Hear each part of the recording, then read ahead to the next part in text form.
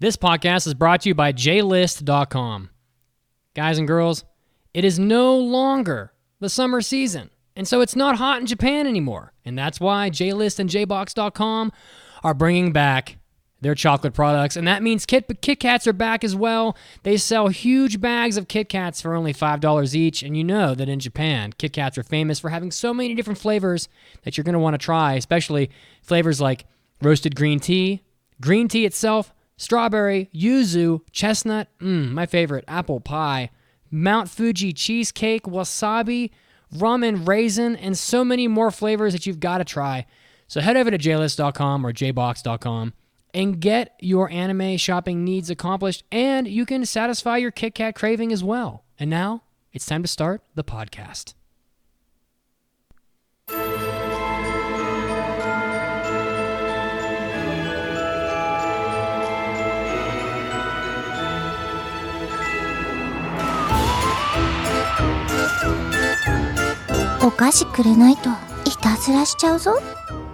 You are listening to an extra spooky episode of the Anime Addicts Anonymous podcast.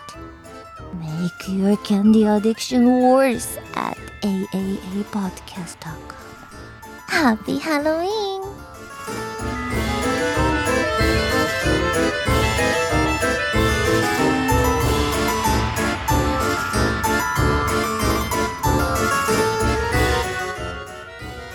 Welcome, everyone, to the 495th episode of the Anime Addicts Anonymous podcast, where we are dedicated to making your anime addiction worse. I'm here on this spooky episode with three of my lovely friends. I got, on her journey to beat all the Pokemon masters out there, I got my friend, Mandy. Hi, I'm here. I'm dressed up as Red. For those who are not watching live, you should check out our video on YouTube. I got stuck. Sorry. I have my Dragonite. Yes. And I have my Pokeball, and I'm ready to catch them all. Hell yeah. And I also got my mans that's defending the forest out there for all humanity, my son. Hey, how's it going, everyone? I'm dressed up as Prince Ashitaka, for those who obviously can't see live. And that intro was amazing. It's so cute. I was like, it was honestly a little ASMR-y too, and I was like, oh my god. Mitz put so much production effort into this episode that he hasn't shown us ahead of time so that we can experience it first time. Yeah. Oh my goodness, so excited, boys. Yeah, and strap in. Speaking of the man himself, I got my boy dressed in gear that he honestly just wears for fun anyway. Listen, I'm just gonna tell you, I'm the scariest thing you can possibly be today for Halloween. I am a New England Patriots fan. As I open my coat, revealing even more apparel. Fear us you as we just dress as yourself. we are Baker Mayfield's nightmare today, as he is down 17-0 on the Patriots. Okay. My God. And I am NZ, one of the four hosts that will be speaking your way through the podcast today. I'm so happy to be here too. I had a cowboy hat that it was planning to wear, but I didn't think too far ahead, and my headphones don't fit with the hat on, so yeah, I had to put my headphones over my Pokemon hat. Yeah, it doesn't work that way for a cowboy hat, though. We all pulled it off, man. Except you, Enzo. You gotta just stack it up there, man. Just take it, just sit it on top so they can see it. I might before the break. I'll whip it out to show my handsome cowboy self. Okay. But now with the introductions out of the way, I want you guys to know that if you guys want to be one of the addicts, one of the many addicts that we so proudly have in our community, you can go to aapodcast.com/join and create an account. And once you do, you can choose the option to subscribe for more additional episodes, like our hentai episodes, our hobby addicts, and our after parties. It's like up to 8 additional episodes a month. Oh yeah, which comes out to like less than $1 per episode, which is kind of a wild deal if you like the stuff we do. If you want to support us in a non-monetary kind of way, you can follow us on Twitch. Twitch.tv/AA podcast. You can find us on Facebook at facebook.com/group/AA podcast. And I think the most popular way these days is to join our Discord. You can find a link to the Discord at the top of our website, again, aapodcast.com. And you can join us. Like we say it every week, it's legitimately like an anime high school. We got clubs, including Manga Club. I mean, you got anything to say? Yeah, so this week, Wednesday, we are doing the first 2 volumes of Doro Doro. And so check out our pinned notes on the manga channel on Discord to find out what chapters you need to read and the Dope. times and everything. We also got the anime clubs, Mason, if you got anything to say. We just finished the Pat Labor OVA, so discussing the show that we reviewed last week or 2 weeks ago. And next meeting, which is going to be on November 6th, we're going to be watching the full series of Tsuki ga Kure, which is like a great romance. It's a cute one. Yeah. Good stuff. So we're going to watch actually the entire series instead of just 5 episodes. So get on it now after you read Hedora, so you can join in for that too.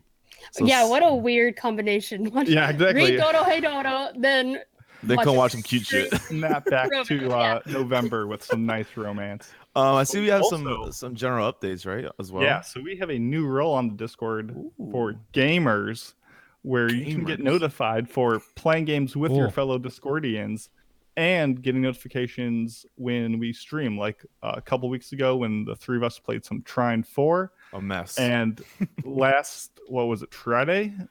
Mandy and I played some Visage, this supernatural horror game. And I invite everyone who's listening to this episode before Halloween night to come join us on Twitch. We're going to play more of that and watch us get spooked.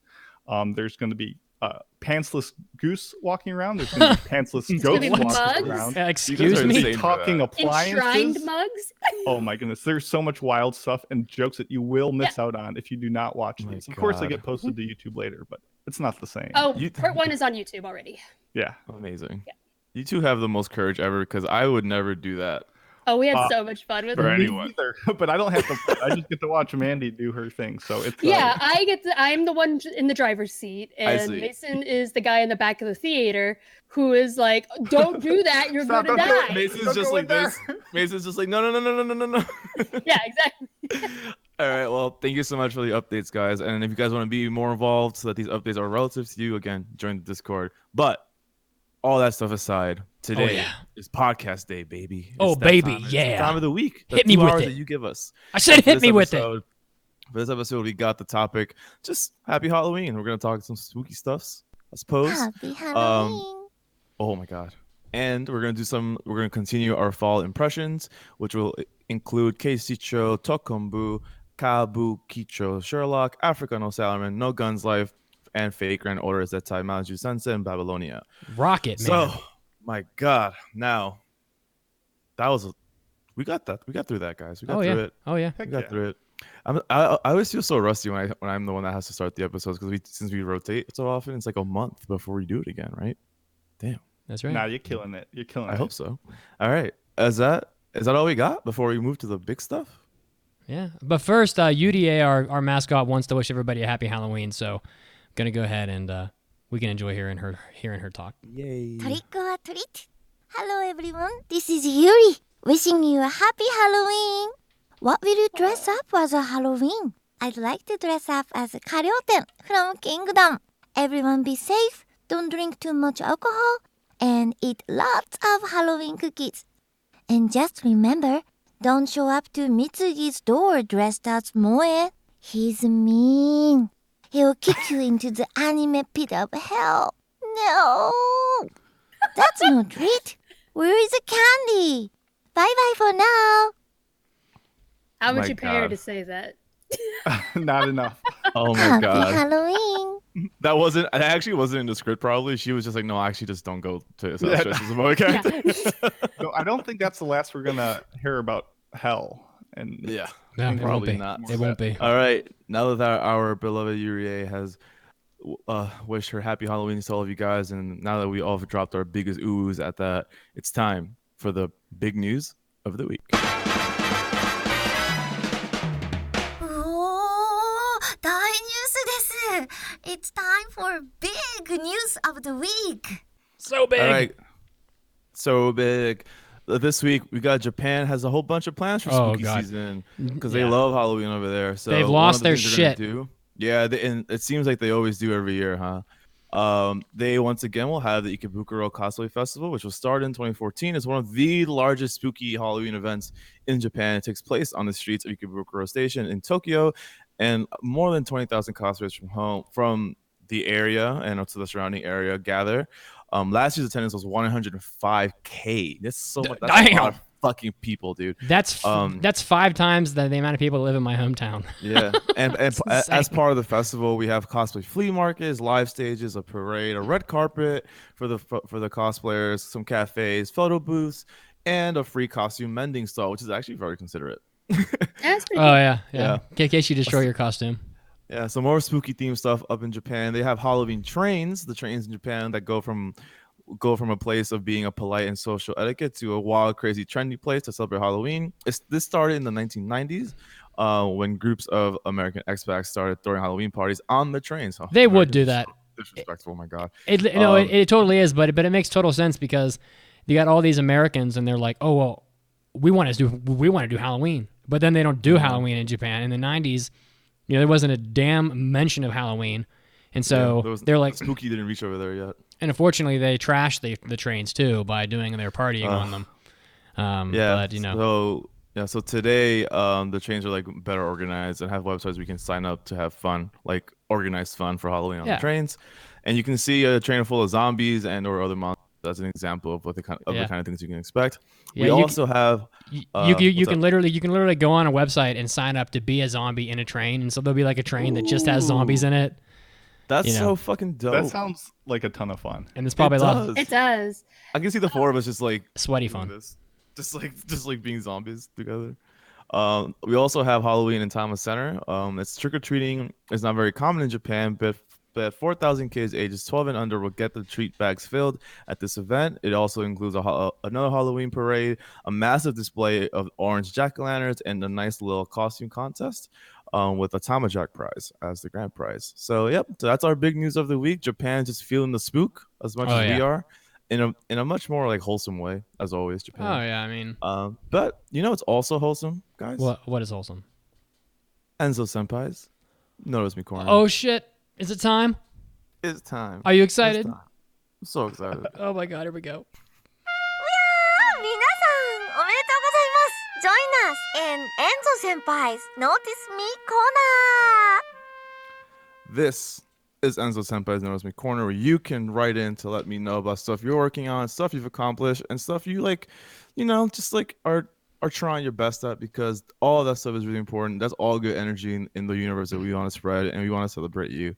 This one comes in from Louis the Cat, and they say, hello, AAA hosts. I started listening to your podcast last summer while playing Pokemon Go. Listening to you guys made me feel like there was finally a place to get amazing anime recommendations from people I'd consider friends. I was motivated to do better, and so I joined the Air Force. I just finished my technical training, and I'm going back home to see my family and finish my last semester of undergrad school. I still listen to you guys while on my walks, and my anime addiction has gotten much worse. Hell yeah. Keep it real, and I miss Kazuo every day. Yo, shouts out Kazuo, RIP, pour it out for the homie. Louis the Cat, bro, joining the Air Force ain't no easy feat, my guy. So congratulations, that's really fucking dope, and I'm glad that we could be there as part of your day, which is really all we want, man. Here's some Kazuo for you. Yeah, but I already ate this shit burger. All hail the Church of Mitsuki. There you go. My God, you picked the choice ones, huh? Of course, I mean, yeah. Of course, I mean. All right. Well, again, if you guys want to submit to Enzo Senpai's Notice Me Corner to have me read out your marvelous steps in your life, go to aapodcast.com, click at the top, mailbags and more.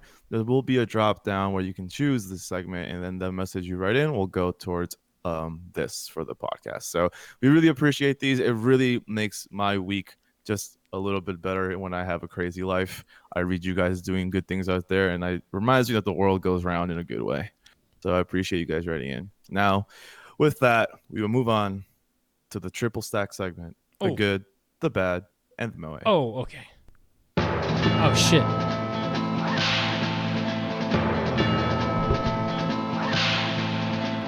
Howdy, partner. I seen you riding in on that dusty trail. Welcome to the good, Oh, shit. the bad, and the moe. He's got his cowboy hat on. Oh, my God. And so with the cowboy hat, that's appropriate. clutch. Will you lasso and hog tie me, please? Thank you. Absolutely, my guy. Will you round up all these feral hogs for me, please? Thank you. Absolutely, my guy. I mean, Weepa For wet. the good, the good, the bad, and the moe, we have a very Halloween-related Oh, news. fuck yeah. Toonami's released a video interview with the staff of the new Uzumaki anime, the Junji Ito adaptation. Adult Swim posted a video on Thursday that features interviews with staff of the anime Uzumaki. All the staff agreed that Junji Ito's work was very unique and interesting. They also compared Junji Ito's ability to draw you in with his artwork to that of a spiral, which is how fitting. You can check out the interview on their YouTube channel, the Adult Swim YouTube channel, and the 4-episode miniseries will premiere on Toonami next year. Before it'll premiere in Japan, so we'll get it before them. It's crazy. Huzzah! And I feel more confident knowing it's only going to be a 4-episode one. Bow, bow, Yes. bow. Yeah, something about being like a smaller text. There's less for them to mess up. yeah, but Uzumaki's kind of long too. That's a pretty thick book. I was expecting 1 chapter an episode, but the director is Hiroshi Nagahama, who also directed Mushishi, which is perfect for this. He's really good at atmospheric shows. So good. And it will be being produced by Production IG, and Colin Stetson is composing the music. Who also worked on Hereditary. So I'm looking forward to it. What we got next, guys? Next, the bad. We got The Bad. The recent show Stars Align, there's allegations of their ending sequence, which has a lot of the characters dancing. There's allegations that they copied the choreography without permission. A bunch of different online dancers, Miko Nanakawa and Melochin, for example, have posted videos of themselves doing dances that were later seemingly copied directly for the show, and they kind of put their original dance video side by side with the ending, and you can see that it's pretty much 1-to-1 match. Both dancers says that essentially the anime production company never reached out to them, never asked for permission to use it, and under Japanese copyright law, dance choreography is considered a work of authorship. So Yep. it's not uncommon for anime to take those dance sequences. There's actually been a ton of dancing in OPs and EDs this year. Africa No Salaryman. There was another one. Yeah, Kaguya had dance sequences, and there's another one this year, but I'm completely blanking on it. There's been a lot of that, so they kind of probably should have reached out to them. Yeah. Definitely check out Nanakawa and Melochin's YouTube channels for comparisons and give them some support, and we'll see what comes of all this. Yeah, this blew my mind because at first I was like, oh, this ED is so cute. I was like, man, they did a really good job with this dancing. Then when I saw the Twitter posts of both of these dancers, they're like, they never asked me to do this. And I looked at their videos, I was like, it literally is they traced him. And I don't obviously dying. know these dancers, but I'm sure if they had been reached out to, they would have been like, Oh, of course they would have yeah, said yes. that stuff gets. And that's what annoys me, is that they just had to ask most likely, Yeah. All right, for the bad guy, or for the moe, you guys, there is Shibuya, the very busy crossing street in Shibuya where millions of people walk a day, out by the Hachiko statue. It's one of the most popular places in Japan to meet and greet and cause chaos. But it's also host to the ghost haunted Burger King in Japan, which has been transformed into a haunted Burger King with dimly lit decor and all of the interior designs that you'd expect of a sort of haunted house type feel, including with paint on the windows that makes it look like zombies are rubbing their hands against the windows from the outside. So if you're inside, it looks like zombies are trying to break in. Pretty cool. They are also selling the limited edition Ghost Whopper, which you can buy for $3.68. Mostly a typical Whopper with all the fixings that you'd expect, all the toppings, except it has a ghostly white bun. Ooh. The even scarier than the cholesterol from the burger is the buns are baked to a moist texture at a temperature lower than usual, so that it is white. I guess it's in order to not burn it at all. So it kind of loses the element of spookiness when it says the Ghost Whopper with cheese. With cheese and lettuce, tomato, onions, pickles, mustard, ketchup. Pickles. Yeah, it looks good as hell, but I know that it probably isn't very good. Yeah, that sounds like a lot of fun. So Japan is just like going crazy with Halloween shit. I've never actually, back when I lived in Japan, Halloween wasn't such a big deal yet. That was back in like 2014. Halloween hadn't exploded yet. And in these last 2 or 3 years, it's become like this just all-encompassing, just mayhem. And I kind of want to be there one of these times to experience Halloween in Japan. So maybe I'll flip over a K car, get arrested. Yeah, I'll get deported. It'd be great. Yeah. Hell yeah. Fuck yeah. Fun. Yeah, hell yeah. All right. Mitsugi, take us out, my dude. All right, yeah. So the trivia today, we have also spooky themed trivia because it's spooky time. And the answer this week was Hellsing. I took a snippet of a photo that's just like this small little corner of a photo, and a bunch of people still got it right. And this week's winner is Just a Saint. So good job to you identifying that picture. And there are going to be 2 more on the website, so you'll be able to continue playing your spooky themed trivia all through the next 2 weeks, and then we will announce our winner as we always do. So, and of course, we also have a news break. And as is tradition on this episode, we have a Halloween-themed trivia question for you to ponder over while we're on the news. In the Halloween episode of Hozuki no Deitetsu, Hozuki and the Zashiki Warushi twins make a special kind of jack-o'-lantern. What are they made of? And when we come back, we're going to be having more, including the Manga Minute with Mandy. We're going to be talking about Mason's Waifu Wars, and of course, our main topic, which is our Halloween special, and you're not going to want to miss that. So stay tuned, and we'll be back after the news break.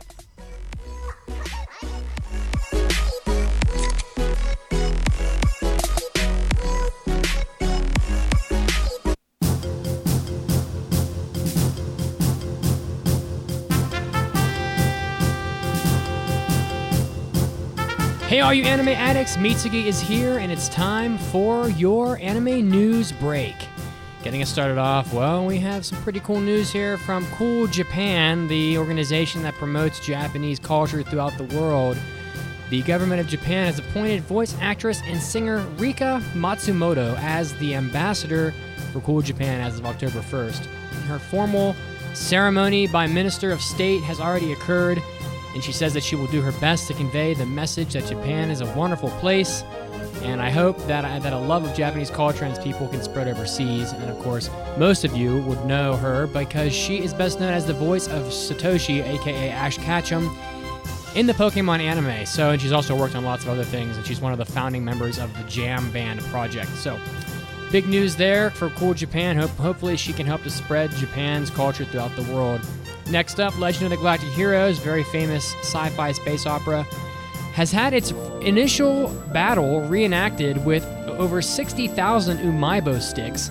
For those of you that have seen Legend of the Galactic Heroes, you'll know that this anime begins with a very large-scale battle, as often is happening in Legend of the Galactic Heroes. And they have recreated the battle with Umaibo sticks, which are cylindrical corn sticks that come in many flavors. One of Japan's most iconic snacks. I don't particularly like them, but I will eat them if I have to. And the video online that you can watch shows the entire process of recreating the battle from start to finish. So pretty interesting, 60,000 Umaibo sticks. Hopefully they did get eaten eventually. And next up, a web manga is getting an anime adaptation. It is Gaku Kuzei's Uramichi Oni-san. The synopsis is 31-year-old Omota Uramichi is the gymnastics coach at the children's educational TV program Together with Mama. He might be sweet on the outside, but all boys and girls are inevitably scared off when they get a glimpse of the adult darkness that's the result of Uramichi's emotional instability. This is a pretty interesting sounding story. It's a tragic eulogy to all the boys and girls out there who are now adults. So if you are interested in that sort of synopsis, look out for this anime coming out sometime soon. And next up, also another anime adaptation has been announced. The manga Doku Hentai HX Eros is getting a TV anime adaptation. It looks like in a world on the verge of a great disaster that began 5 years ago, heroes, with the help of a device called HX Eros, use the power of ecchi and erotic power to save the planet from libido-devouring monsters. Sounds like that might be something that's afflicting Japan right now. For Enryo, Reta, and Hoshino Kirata are childhood friends who have drifted apart from each other, but one day they're caught in a battle against a sensor bug that feeds on human sexual energy to evolve. Sounds like a very funny sort of show that a lot of people probably are going to be talking about. Doku Hentai HX Eros coming out sometime soon. This is Mitsuki, and this was your anime news break. And yep, of course, as you guessed it, time to get back to the podcast.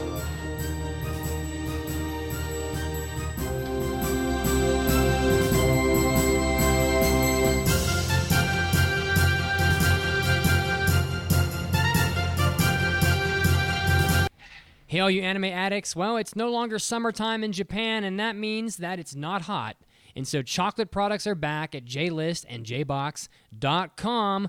And that means Kit Kats are back as well. You can get a huge bag of Kit Kats on JList or JBox.com for only $5 each. And we all know that Japan has many awesome Kit Kat flavors, including roasted green tea, regular green tea, strawberry, yuzu, chestnut, apple pie, Mount Fuji cheesecake. Love me some cheesecake. Wasabi for those of you spicy lovers, rum and raisin, and more. So if you need to get yourself some Kit Kats, head over to JList.com for all your anime shopping needs and to satisfy your Kit Kat craving.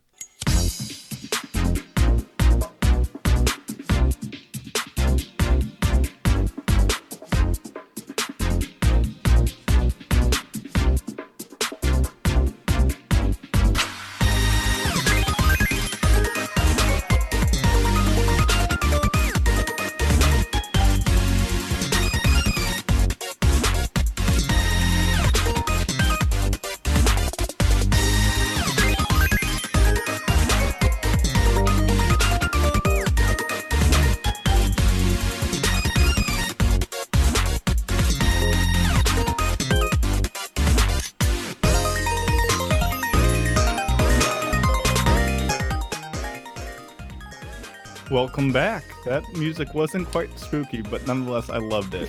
When we last left you, we had an in-show weekly trivia question, and that was, in the Halloween episode of Hozuki no Reitetsu, Hozuki and the Zashiki Warashi twins make a special kind of jack-o'-lantern. What is it made out of? The answer, turnips. Hozuki wanted to celebrate the holiday in the traditional Celtic manner, so they make their jack-o'-lanterns out of big old, like, human-sized turnips. And they're adorable. Makes sense. Yep. Okay. This jacket that I have on, this Pokemon trainer jacket, is massive. It looks it's so huge. It looks really nice on you though. You rocking it. Thanks. You rocking it. You rocking it. It's clearly in like men's sizes. It's just huge on me. I can tell it's big because like the two openings are really on opposite sides of your body. It's insane. It's huge. Huge. Oh my god! Is it time for the piece? For the piece? It's time. It's time for my thing. It's time for the piece. I think it's time for Mandy's Manga Minute. Yeah. And now, let's take a minute for the Manga Minute with Mandy. This is Mandy's Manga Minute, where I take a minute to tell you about a manga and help you find something new to read. And this week is Phantom Tales of the Night. Welcome to the Thundercloud Inn, a curious establishment that opens its doors to the troubled masses, human or otherwise. But to pay for the stay, the equally curious innkeeper takes payment only in the form of one's deepest secrets. Who will come calling today? Phantom Tales of the Night is a mystery horror manga written and illustrated by Matsuri. It is still currently publishing with one volume available in English, both digitally and in printed. Each chapter of this manga involves a different patron who stumbles upon the inn, which is run by a very mysterious and very bizarre man who demands one of their secrets. And we go from like a boy who claims he has no secrets to give, to a woman who's dangerously jealous of her sister, and a curse that has been sent after the innkeeper himself. Each chapter usually results in a horrific outcome, and he's accompanied by two of his other helpers. And this innkeeper is more monster than man. He doesn't care for the lives of these humans and will manipulate events in a way that will suit his needs. The art, in my opinion, is not very consistent. There are some excellent panels, but then you occasionally stumble across some that are like they're kind of vague. You can't really tell what's going on, but I still think it's a very decent manga, especially for Halloween season. And if you're looking for a mystery horror manga that isn't too gruesome, you could definitely try this one out. If you're like, I'm intrigued by horror, but sometimes horror goes a little bit too far, it's not too bad. You get like stuff like this where he's like, like a skeleton with like flowers on the inside, but there's nothing like loads of gore or blood or anything like that, so you're safe. Nice.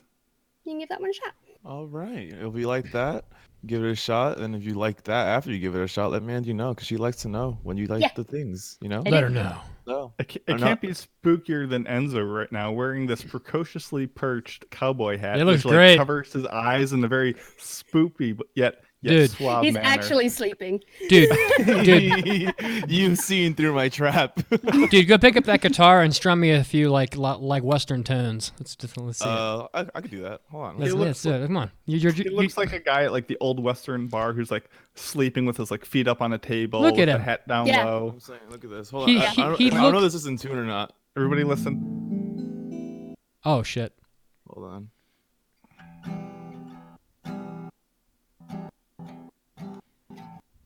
Oh my god, no, it's not in tune at all.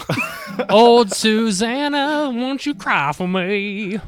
I regret. Oh my bringing god, it it's up really now. not in tune. Yep. All right, we tried. All right, we tried. It's tried. also, I wasn't expecting to do all that. No, of course not. It's but thrusted. Sometimes your greatness is sometimes thrusted upon you. You can't. Sometimes we put our dignity on the line for your entertainment. That's right. And sometimes you don't have any, so you just do that. All right, but there is a segment of this podcast that is very dignified, Oh shit. and that segment is Mason's Waifu Wars. In the game of waifus, you either win or you are late to anime school. Cake will be thrown, ice cold tea will be served. Who will be top in the class and who will be flunked in Mason's Waifu Wars? Everybody's sharing their very cool mugs. I have Yeah. no such thing. I have, But I have a witch's brew cauldron mug. I have a Monster Energy drink. This podcast is not sponsored by Monster. that's very Halloween themed. This podcast is not sponsored by Monster Energy. This Monster Energy is so good. Definitely not sponsored. Monster Energy. Enzo, you want to hear me drink this Monster? Do it. We're also not sponsored by Totoro Starbucks. Yeah, definitely not sponsored by Totoro. Imagine being sponsored by Totoro. All right, sorry, Mason. Sorry, Mason. Sorry, Mason.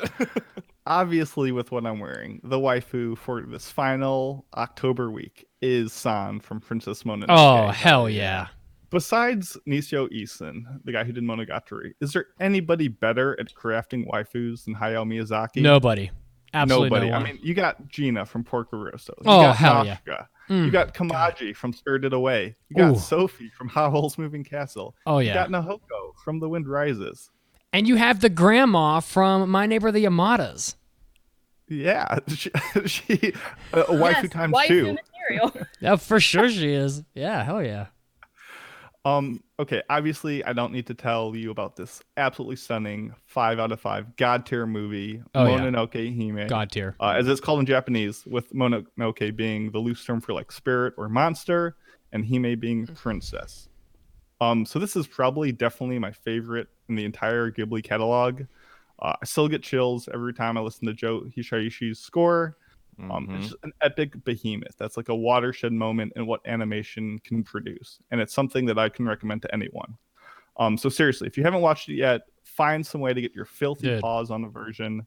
Whether you like purchase it, you rent it from a library, HBO Max is coming out with that thing. However you manage it, go clean yourself. Go become enlightened. Listen. Cleansed of your sins. This is one of the greatest movies ever. Period. Not just Period. anime films, and just as you said, Mason, when they play the opening theme song when the credit and the title screen comes up, it's literally spine tingling every time. It's The score is legitimately, yeah. The music is so friggin' incredible. It's just like I don't know. I can't even explain how insane the sweeping orchestral is of that theme song. It is just mind blowing. They popped off. They popped off. Maybe Hisaishi's the waifu. Joe, my boy Joe is indeed a waifu. I've watched so many of like his concert compilations of like where they run through like 3 to 4 songs of all the Ghibli works, and it's good stuff, my dude. Oh hell yeah! Anyway, Slap the reason we're all here is San, who is the perfect waifu. She is Not athletic. Yakul? She's headstrong. Cool is great, and I need a little plush of him. Yeah, cool.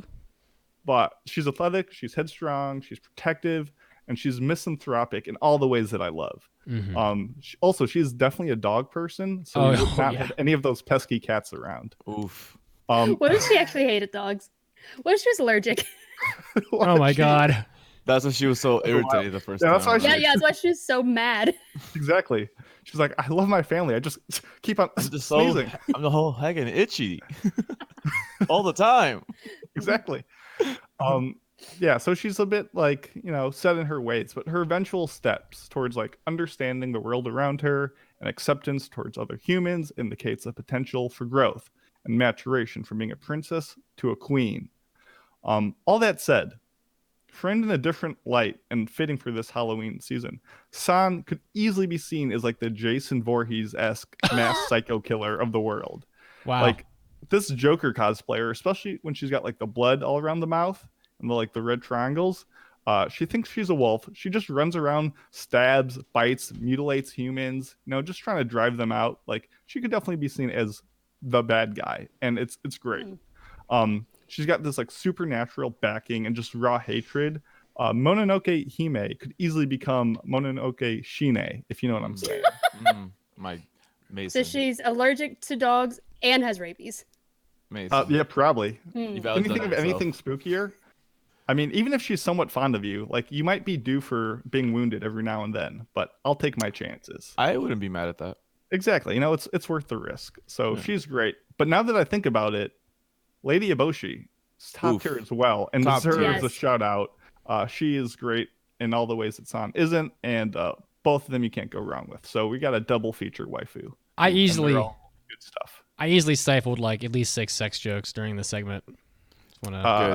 Just wanted for you guys. Thanks? Yeah, just Question mark? too much Progress. San Progress, baby.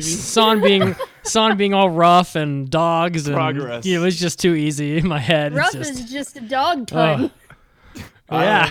I'm proud of you, my friend. She likes so it. proud of you. Stop.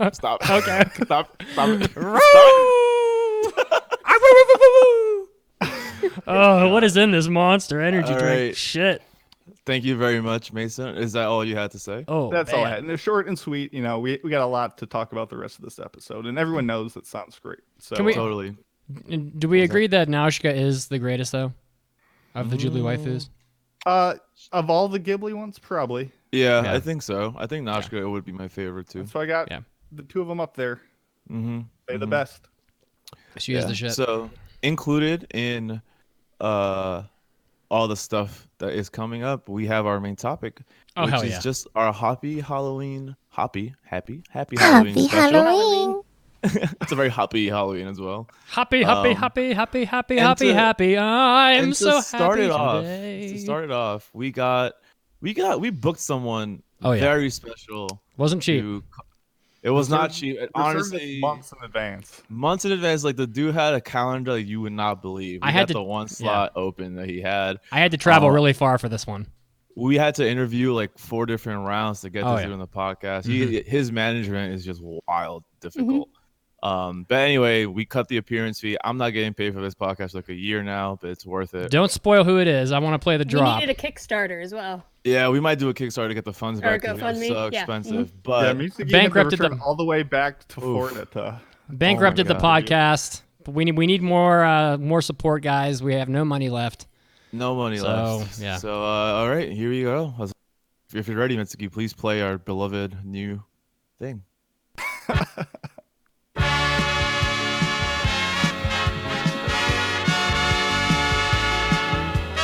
It's time for the late show. Coming at you live from the anime pit of hell itself, your host, Pope Mitsugi. With tonight's special guest, Satan himself.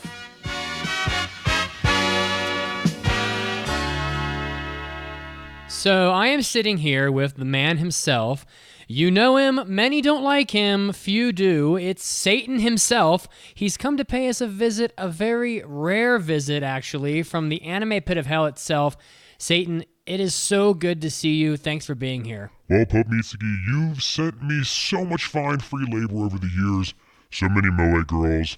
I really owe it to your church. They do a fine job for me, but it's a good thing you send so many because these Moe girls, they can't do much. They're pretty weak, cry a lot, you know how it is. Well, Satan, why don't you come visit us more often up here? We do like to see you. Well, people don't really like me too much. They see me, they cry, they look at the horns and the tail, it just doesn't go well for me usually. I'm a very misunderstood creature, but it is Halloween season, so let's have some fun. Well, you're always welcome in the church, Satan. Anyway, what sorts of things do you have the Moe girls doing for you down there in the pit of hell? Well, some of them bottle the tears of sinners, sweep bone dust, cry mostly. Sometimes I like to watch them cry too. It brightens my day actually. Oh, and rub my feet. My feet smell pretty bad and hairy too. Oh, very hairy. I am Satan after all. Here, let me see that. Let me see your feet.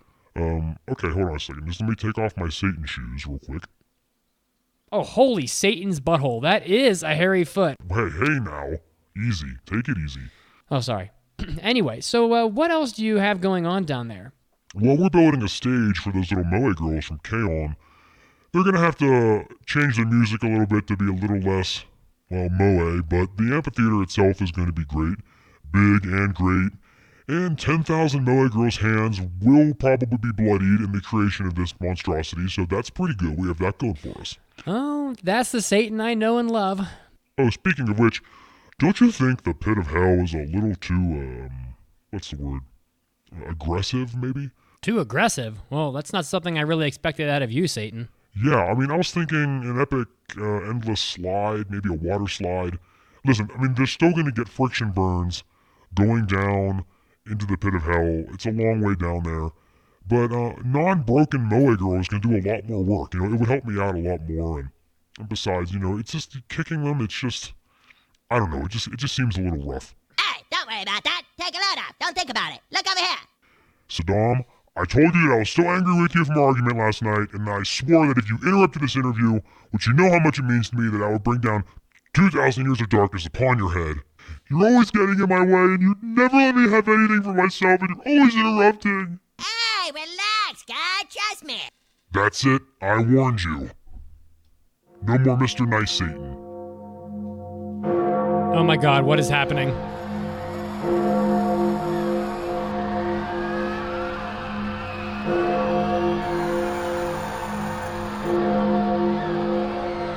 Well, anyway, that's all the time we have for today. Thanks, Satan, for coming by. See you.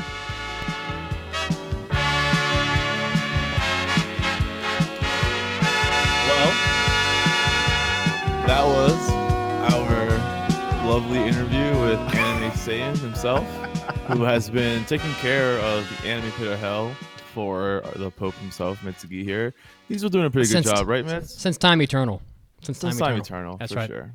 But on to the next point of our little Happy Halloween special episode. We put out a survey for you listeners to fill out with a couple questions relating to Halloween in the context of anime, because we wanted to just see how you guys spend it, what you guys watch, and then compare with what we do on our end of things. So should we just go right into the first question, guys?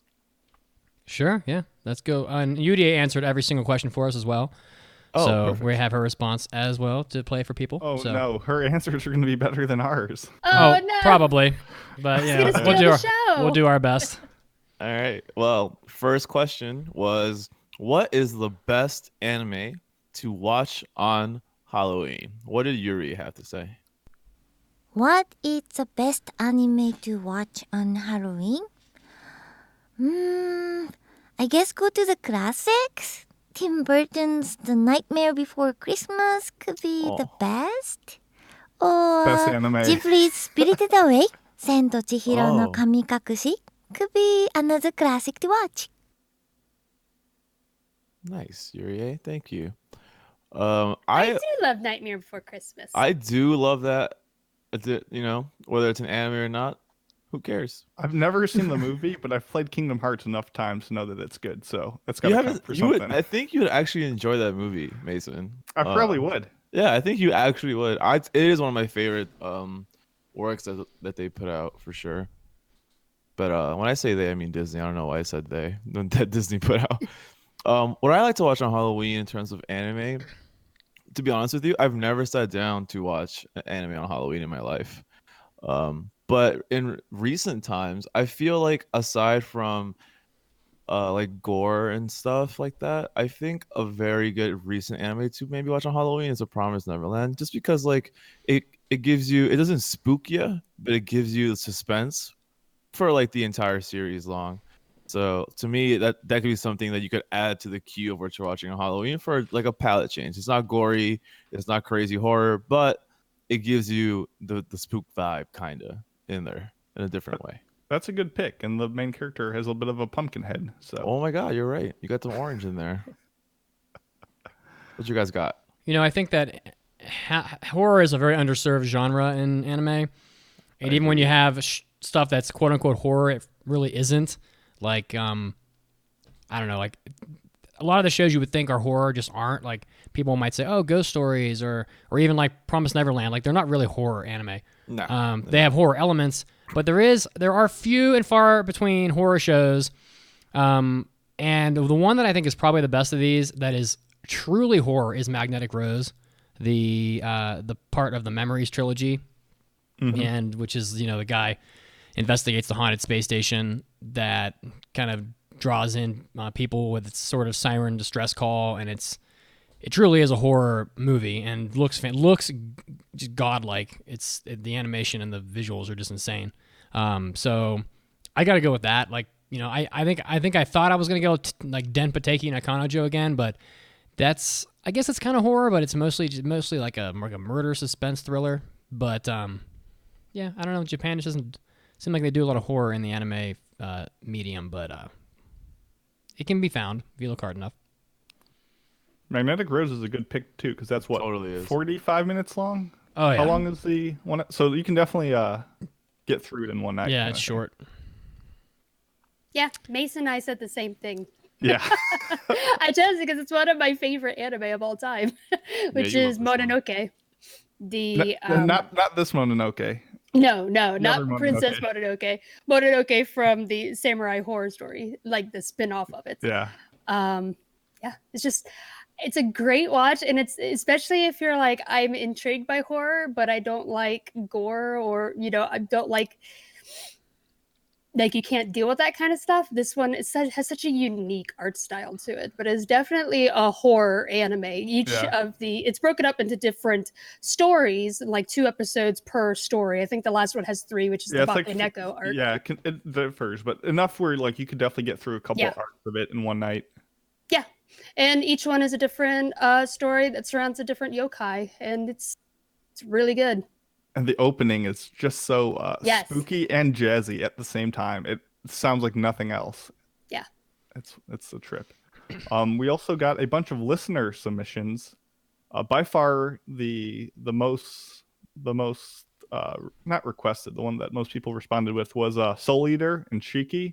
A lot of people had that. Shiki, yeah, it'd be a good one. Had that as their best anime to watch. Higurashi is on there.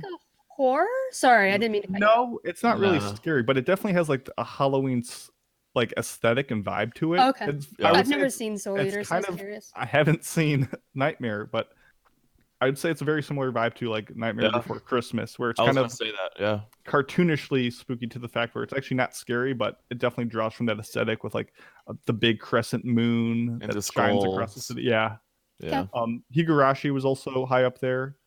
High School of the Dead, Parasite, Ghost Stories, Another, Vampire Hunter D, and Boogie Pop Phantom were all kind of tied in like 3rd place for like the most responses. So all good suggestions though. I like them all. Yeah, Boogie Pop has a very creepy aesthetic to it.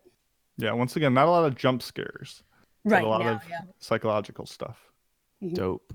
Mitz, does Yurie read all the questions out loud? She does read them, I think so, yeah. All right. Yep. Should we just have the drop play instead of the question being read twice? All right. Let's so play the on next to one. the next question then. Number 2. What anime character is most likely to steal the entire tray of candy while trick-or-treating? Great question. It would be a Great Kirby question. from Hoshino Kabi. This morning, I got a small job to do a voice for Kirby for a webtoon creator. It was hilarious. Kirby was at the doctor's office for feeling sick, and the doctor asked him to breathe in. You know what would happen? Oh, she said Kirby. Oh, it's so cute. Kirby is a great I answer. love That's the most Kirby. logical. That's a great answer. Yeah. Yeah. I had Ed from Bebop because I feel like that like it would just sneak away. But I also had Majin Buu because of how much chocolate Majin Buu eats all fucking day. He's a big boy. He's a big boy. He got a lot of Get in space on in that. there. I said Killua because he spent 2 million Jenny on snacks Amazing. during the Heavens, what's it called? Heavens Tower thing. Arc. He bought 2 million Jenny of snacks. To be fair, Because he can. I mean, to be fair, in Hunter x Hunter, they're definitely experiencing some kind of hyperinflation. Everything in that anime costs like 1 billion Jenny or 100 million Jenny. Nothing is like 25 Jenny ever. They're like they're like the economy of Zimbabwe, where just or Venezuela is wild. So Well, you see that scene where he's just covered in just snacks and the little robot toys that he bought. he loves his snacks. I mean, what can I say? I could see Hunter x Yes. Hunter definitely having an arc where like the competition is who can like fill up their candy container the quickest, Yeah. and like Mhm. him and John are like It'll- speeding from house to house. Just It'll be Killua because he has Godspeed. Yep. what? Did you know that bungee gum has the properties of both? I'm kidding. No, please enlighten me. Tell me all about the bungee gum. Similar to Enzo's thing from Bebop, I was inspired. I thought Mugen from Samurai Champloo is Oh, the kind of guy who would just be like, "Oh, all this candy is going to be mine. You messed up for leaving it out for free, and I don't have I don't have any stipulations or regrets to stealing all of it." Yep. And he's It's also your the fault. kind of guy who would eat the entire tray of candy in one night and then regret it the Yeah, next. he's a hungry boy. He just Exactly. I went with Goten and Trunks from DBZ. I think that they would tag team the shit out of that. They'd like one of them would distract the person at the door, would distract the whoever was watching, and then the other one would just like fly in and steal it. Yeah, pretty much that's how it would go.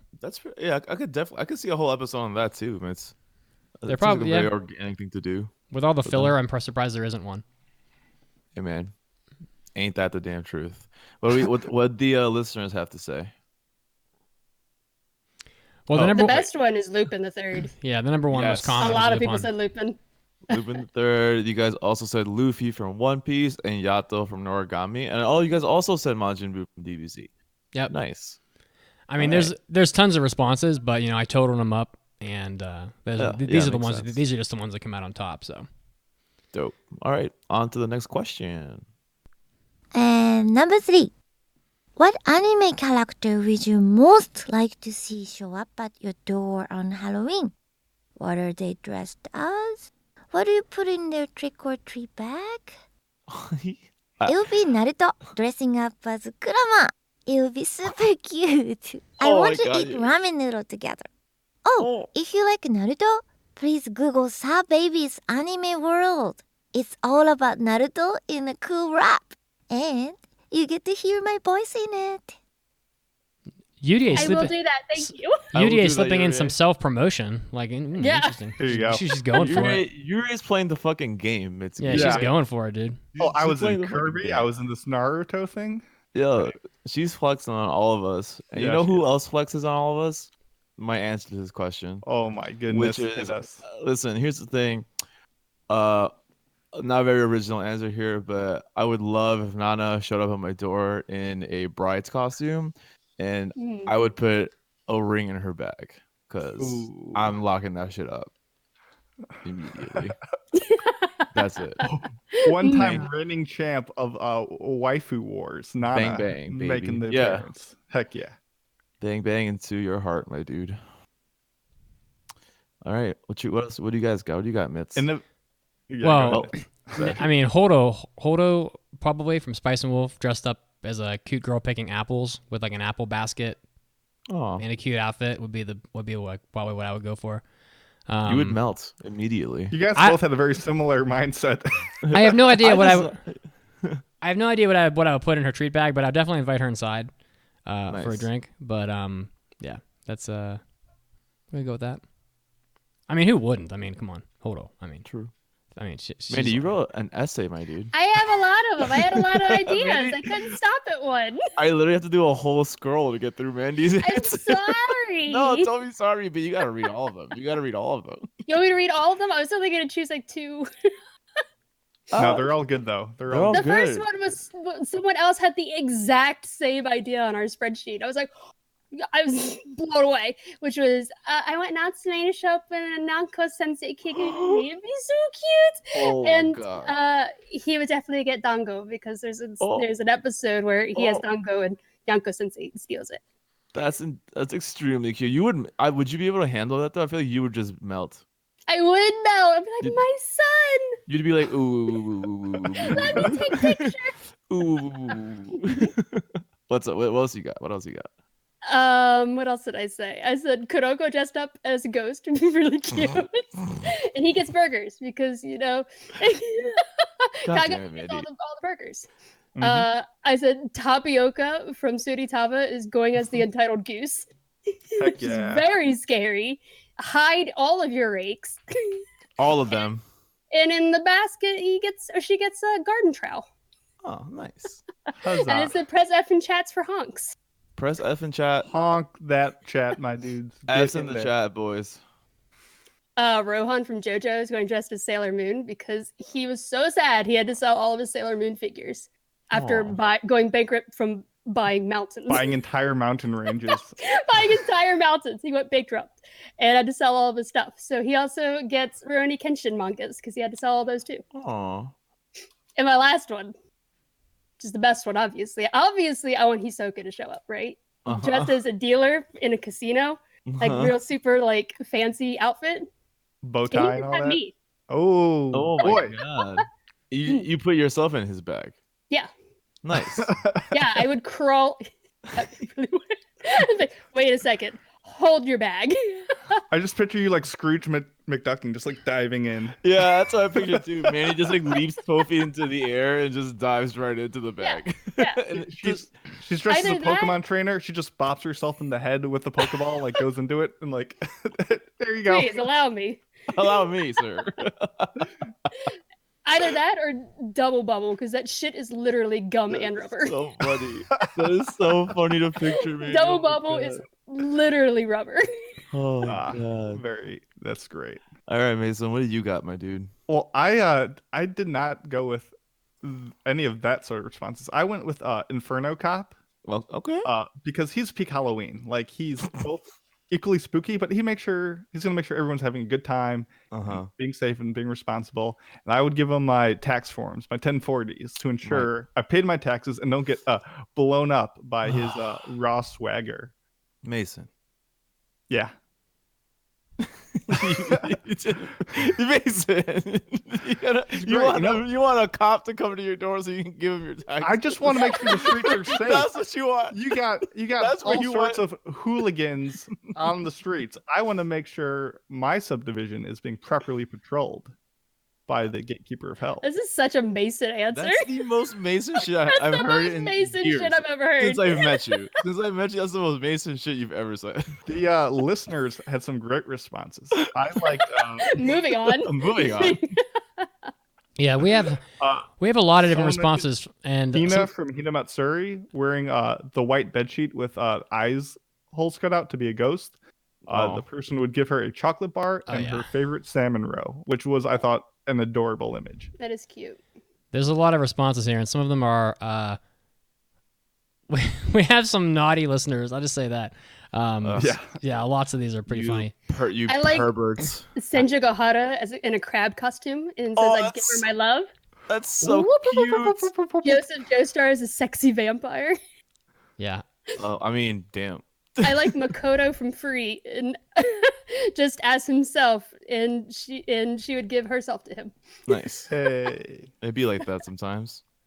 All right, the next question is Whoa. Definitely going to go through here and read some of these more saucy ones for sure. No spice. No saucy response was going to be left out. Darkness from Konosuba, dressed as a sexy harem girl. I would give her a dog collar, and she likes it, which is pretty rough. My God. But that is her character. She would like it. Darkness would mind if you gave her some whips and. Yeah, she's down. It's on brand. And another Darkness from Konosuba as a mummy, a bondage rope, and my phone number. How Rem already got your address. I fully agree with this one. Rem from ReZero and a more scantily clad version of her maid outfit, and I put my phone number in her treat bag. Nice. This is probably my favorite. Vampire Princess Miyu, dressed as Vampire Hunter D. I will then place my soul in her treat bag. The last but best Halloween for me. Oh, it was a good run, boys. It was a good run. I end at my peak. And I can't leave the cat bus out. Cat bus dressed as a Tesla. I would give it 4 stars on Yelp. Oh my God, that's amazing. Oh, yeah. Cat bus dressed as a Tesla. I love you, whoever that's wrote great. that. Oh my God, That's really good. Yeah. That's oh my God. All right, the next question is just always in my friend group a high debated topic. I see. All right. Number 4. What is the best Halloween candy? Ooh. Oh, it would It's be a wild one. the Hershey's cookies and cream bars. Oh, so she's an intellectual. darn good. Have You you guys ever are- had Yeah, she's not those? wrong. Yeah. She's not wrong. She's not wrong. I was Here's the waiting for her to thing. tell us that she did like a Hershey's commercial. Please tune into my Hershey's commercial. Here's the thing. It's a tried and true classic. It's just Reese's peanut butter cups for me. I love peanut butter more than anything in my entire life. So it It's just pretty doesn't damn get- good. It's pretty damn good. It's pretty damn good. Also, I'm gonna put the rest. I don't give a shit what you have to say. It's a Reese's and not Reese's. All right, fucking at me on Twitter. I don't care. Let's get into it. It's Reese's. Reese's. I don't care. I say said Reese's. I say What do Reese's. you call an image online that is moving and in a loop pattern? Oh no, is it a Don't you- GIF or a GIF? You're doing this to me? Oh, I'm Here doing we this to you go. right Here we now. go. GIF. Goodness gracious. Okay. My man. That's My the correct man. answer. That's the correct way, right? That's what Yes. I'm saying. I definitely. It does a J sound. Duh. Graphics is with a G. I love dummy. graphics. I love you. I love I love graphics. giraffics. I'm a big sucker for fruit flavored chewy candy. I go for that first always, and that is usually gummy bears or gummy worms or something like that. But those are a little difficult to get for Halloween because they usually come in like a big bag, Huge and bag. you're never just gonna get like one gummy worm. So I went with Swedish Fish. You can get those in like a little plastic, like they'll have like 6 or 7 of them in there. So Swedish Fish are pretty good. I really wanted to say peach rings, but I just have no idea how I'd get peach rings for Halloween because then they'd be open and then nobody would want to eat them. So, but Reese's that's a good pick. Reese's. Yeah, it's just the same thing except when they're in the shape of little pumpkins. Yeah. the Oh my pumpkin God, Reese's is yes. good. Yeah. Little peanut butter pumpkins. It makes them I like taste better. They do the Also- seasonal They thing do. well. Also, yeah, like the Easter egg versions. Yeah. Mhm. Well, those are delicious. Oh yeah. Yeah. Yeah. What you got, I Mustin? Muscle. hard agree, but I gotta say I prefer Snickers the most because they are like the pinnacle of like healthy candy. You know, you got some proteins, you got some yes, healthy very. fats. So like when you're mid trick or treating, that's what's going to keep you going longer. You just got to those in. It's an efficient candy. Exactly, it's working So man. you eat all your candy before you get home? No, you gotta mainline it while you're going on. Gotta energize. Okay, you just pick some out. Exactly. Okay, gotcha. The Reese's leave too much mess. They have that second thing of wrapping. It's just it's unwieldy on the fly. They leave a trail. Reese's leave a Exactly. trail. They leave a trail. You're right. I also got to give a shout out to 100 Grand, not Oof. because I love them a lot, but they were so rare that every time I got one, I was like, I found a rare. I found a The shiny in the treasure. wild. Yeah, exactly. The shiny. A shiny. 100 Grand, a shiny of Halloween candy. It's shiny. From the listeners, absolute landslide for Reese's peanut butter cups. Our Absolute listeners are intellectual. We have landslide. best listeners. Chibi Rob in the chat though, letting me know, of course, reminding me that Snickers has the PB version nowadays. They do, and it's pretty good. It's pretty good. It's no Reese's, but it's pretty baller. It's no Reese's, but it's pretty good. Candy corn and Kit Kats tied for second. So very unexpected. And then Kit Kats. Yeah, Kit Kats are great. And then the third response was kind of a mixture of the first two. 'Cause people just said chocolate. They're non-specific. Come on, so people. They don't care what it is. It's just as long as it's chocolate. Like, they're not picky. They'll just take anything. Number 4 just says sugar in all caps. I respect it. And let me just syrup? What? And let me just say, as a person who pivot tabled our survey document and had to like go through and pick through all the different ways people spelled things, there aren't that many ways to spell the word chocolate. Okay, I had to literally fix. We found at least 7 ways to spell chocolate, and I'm absolutely dumbfounded by it. So, guys, respect, but damn. Don't get me started on when I have to put together the poll to do like the best anime of the year that get released like in a month. So people spell things wrong. People spell things in Japanese. They don't give a shit. People spell things and all sorts of hodgepodges. And it's an adventure. So I feel you, my dude. All right, how about the next question? This is what we go through for you guys, man. Oh yeah, we love you guys that much. I'm used to Thank you for doing the survey. Listen, by the way, listen. My company generates much shittier data for its actual business than you guys writing in random words of how to spell chocolate on a forum, which is never mind. I'm used to it. Anyway. Number 5. What is the worst Halloween candy?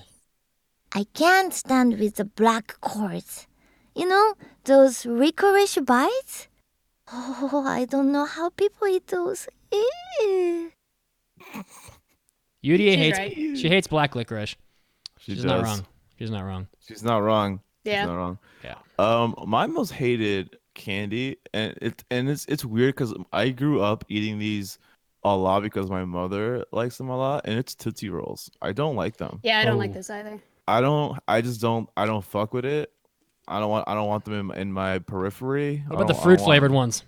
I was about to say the vanilla one's not bad. The vanilla one's actually god tier. I jive with the vanilla one. The vanilla ones wow. Okay. The vanilla one's god tier. Everything else though, not about that. I like the red ones. I like the red ones. Sorry.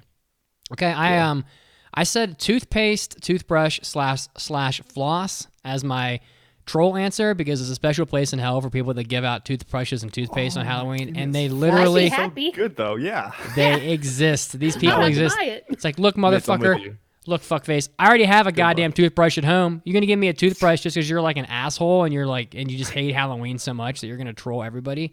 So joke's on you. That's a direct quote from Mitsugi, age 8. I have the video evidence. Listen, joke's on you because toothpaste and toothbrushes and floss, that shit isn't cheap. So you spent way more money than some guy who bought a bunch of Reese's cups. So yeah, that's why I'm happy they give it to me. Then I don't have to buy it. I'm with you, Mitch. That shit to me on my block, that's a fight. Listen, I'll tell you what. As far as I know, that toothbrush turns into a shiv, and that and that toothpaste is gonna end up all over your damn mailbox. So you better watch your back, biatch. Better watch your back. You can give it to your sister. As far as actual candy, Werther's Originals are friggin' horrible.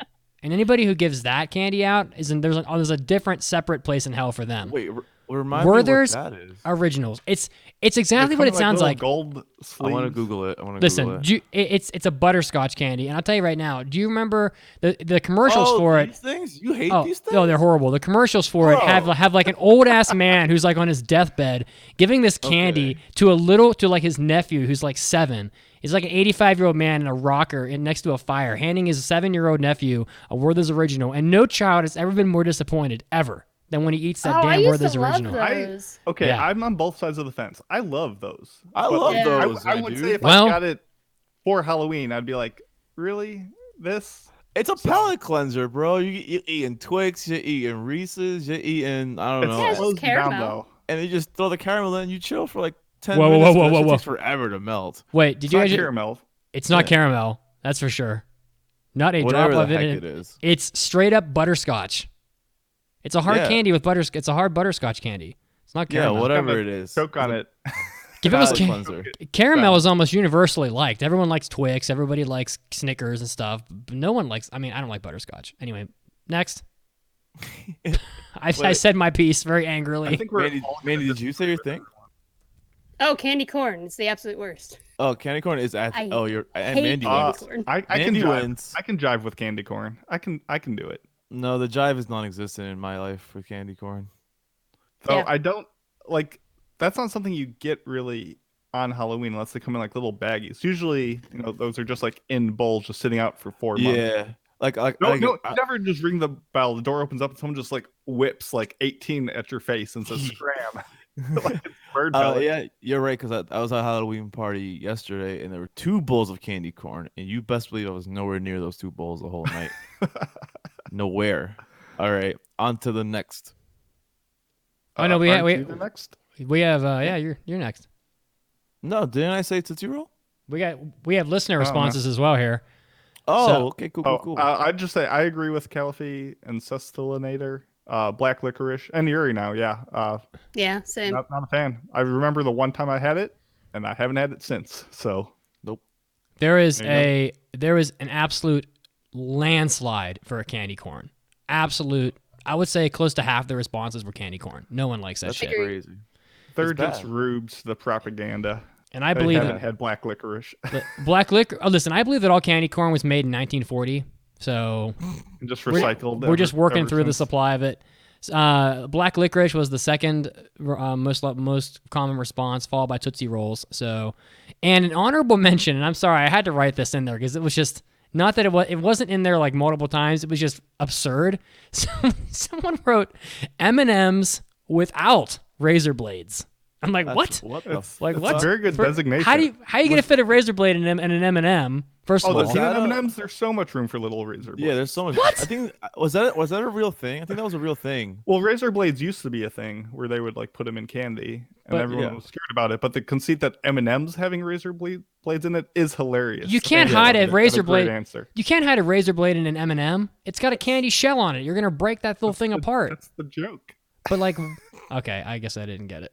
There was a podcast I was listening to. I think it may have been My Favorite Murder that discussed that. I think only one person ever ended up with a razor blade, and everyone panicked, and it never happened again. Yeah, exactly. Yeah, and they ruined Danger. and they ruined Halloween for everybody. All this response indicates is that he prefers his M&Ms with razor blades, and with that we can move on. Okay, Exactly. next question.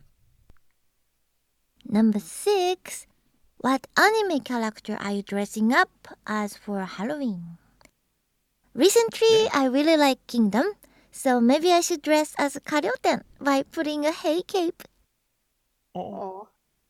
I am dressing up for an Anime NYC. I'm going as Kiki from Kiki's Delivery Service. Oh, And on hell top yeah. of that, if I can't make it in time, I'll just do a male version. But I'm gonna wear a fucking dress. I'm doing that shit. Do it. I'm doing it. I It's gonna be feel like sick. Kiki is like by far the comfiest Mhm. and most iconic like thing to go as. So I'm hyped to Yeah. hang out with you for that. I'm gonna look mad cute in that dress. Not gonna lie, I'm stoked. Think I'm about this. already red from Pokemon. Yep. I'm wearing it right now. So you are. For Halloween, I'm not going to dress up as anything. So, AKA, I'm dressing up as Takumi from Initial D. Oh, love it. Normal ass clothes. Just out of it. clothes. Love it. Normal ass clothes. What about you, Mitz? I'm not gonna dress up. Yeah. Party Sorry. pooper. Party poops, both of you. Sorry. The Sorry, lot sorry. of you. Poops. Sorry.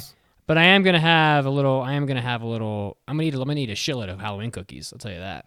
That's gonna Good. happen. So I'm probably Well- gonna end up as like a gluttonous man with Halloween crumbs and cookies all over himself, sleeping on like a. Snorlax. Yeah, exactly. Snorlax. Yeah. Perfect. Dope. All right, guys. We got one What more our listeners question. have to say. Oh yeah, we can get listeners here. So I don't know that I highlighted any of these. So just go for it, guys. I know that you guys highlighted some. Oh, I did. Someone's dressing up as Thorfinn. Please give me pictures. I want to Oh see. my god, that's sick, dude. Yeah. Oh, I did highlight some. Track Coon or Truck Coon. Somebody wrote Truck Coon. Track. Somebody wrote. Don't murder anyone, okay? God. Someone wrote none. I'm a grown ass man. That's great. Dude, that's Oh, that's God. an incorrect attitude. It's funny. Oh, though. no, grown it's ass. none. I'm a grown ass man. Sad crying emoji. Yeah. So Oof. don't Yeah. don't limit yourself, my dude. Man, Some, age ain't shit, my guy. Do what some- you want. Yeah. someone wrote all. Ain't no problem. all 60 Precures. Like, okay. At the same time. At the same time? Yeah. At once. Wild. Spike, because my hair is long enough to be that crazy. And Hell my yeah. last one, I would be the invisible girl from, I don't know what My Hero Academia. Boku no Hero Academia. Boku no Hero Academia, so I can Yeah. steal candy. That's right. Nice. And Well played. and returning waifu. Of Someone's course. also dressing up as Inosuke. I want to see that too. Ooh, that's dope. I love his aesthetic. So I also like someone else said just weeb trash. weave trash truck. Probably just gonna have like a garbage can, maybe. It just says weeb trash on it. Just like holding figures in manga. Yeah. Yeah, yeah. Maybe it'll have the recyclable like sign on Totally. it. Can you recycle weebs? What? Now I'm gonna ponder that later. What if you recycle weaves? What do you get? Yeah. What do you get? What do you get? It's weeb cycling. Are we weeb Stop cycling? it. All right, next question. Moving on. Number 7. Tell your wildest Halloween story. It's not that wild, but the happiest Halloween party I hosted was a bread making witchcraft party. All girls cosplay like witches and made chibi Japanese style savory bread like pizza pan, mayo corn bun, croquette bun, all those goodies. We made them so tiny so we could eat a lot. Do you like Japanese style bread? Or are those even available where you live? No. Can I probably be not. her friend? My God, can we? I please- want to go to her party. I want to go to her party right now. This is the first and only Be a witch and time make bread. where I can dude? unironically say Kinky. wild. What? Right? Wild. Yeah, we actually mean the word wild this time. Yeah. I could go first. My wildest Halloween story. It's not anything too out of the box, but I was at a party. It was in college. I went to a party, and well, I was on my way to a party, and I was dressed as Harry Potter, and there's two parts to this. I did two dumb things as dressed as Harry Potter. The first dumb thing I did was on the party. I was like, "Hey guys, I want to fly." So people on the bus picked me up, and I crowd surfed on the bus. Sick. Ooh. Second thing, at the party, I was playing beer pong, and every time I threw the ball, I kept saying "Wingardium Leviosa." Of course. That's It wasn't your golden Those are good. snitch. It was not the golden snitch. It was just beer pong balls. I did win though. Well, so they tell Nice. me because I don't remember. Legends say. Legends say I won every game. And that boy's name was Enzo Potter. Enzo Potter Who's next? and Otter. Mandy, you go next because I feel like my story is very similar to yours. Oh, I don't really have a wild story. I couldn't think of anything. The only thing I could think of, I talked about on Hobby Addicts before, was that we went to the Halloween nights in Universal Studios. We went to the Walking Dead haunted house, and I guess I'm the worst person for haunted houses because I don't get scared. And there was this one guy in this haunted house who tried to scare me 3 times, apparently. And I blank stared at him each time. You were like, I am not impressed. I feel so bad because I was with my boyfriend at the time. And then afterwards, he was like, that guy literally just kept going around in circles trying to get you. And I was like, he was so sad. He looked at my boyfriend like, I don't know, just shrugged his shoulders. Just dejectedly walks away. And that's the day that dude quit that job. Yeah. I guess. I don't know. I lost it. I don't have the magic anymore. I can't do anything. I'm the worst zombie ever. Ever. I quit. I retired today. I'm very much the same way. I'm terrible at haunted houses because I find the entire conceit of it very hilarious, and I just laugh at everything and vocally berate people trying to scare me by insulting them back, and it's a fun time.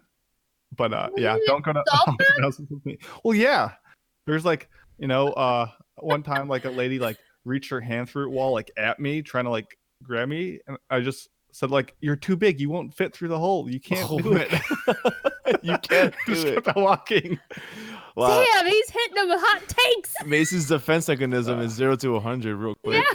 It was yeah. I think I ruined the experience for everyone else with me. Hot takes are literally his defense mechanism. That dude, when in doubt, he just whips them out, dude. This is hot. He was like, can't fit. 1 out of 10. What? Nice What a try, dick. zombie. Throw scores Slap at that him. dislike now. What you got, Mitz? You said not a you didn't really whole, have any, right? not a whole lot. Yeah. But there are a lot of listener responses. Have we all gone? I believe so. Yeah. We got some wild shit in here. We got some druggies in our group too. Let's not do those. Yeah. Oh well. All right. Well, they're not. We're not talking about shooting up heroin here in the bushes. All right. Good. So this person says, potentially almost got kidnapped when I was 8 on Halloween. Oh my Some guy God. tried to lure me to his car, but my parents stopped me from following him. Did not understand this until way later in life. 8-year-old me is still upset about it though, because I almost got a whole box of nerds from that guy. Thanks, Dad. Oh my god, kids are so dumb. Thanks, Obama. I can't wait to be a dad. Well, I can wait, but I'm looking forward to it. But that when my kids are like from the ages 0 to 9, I'm gonna have the most anxiety all the time because of that shit. Those preteens. Drunkenly hooked up with my Japanese classmate at my Halloween party. Now we've been together for almost 2 years. Aw, nice.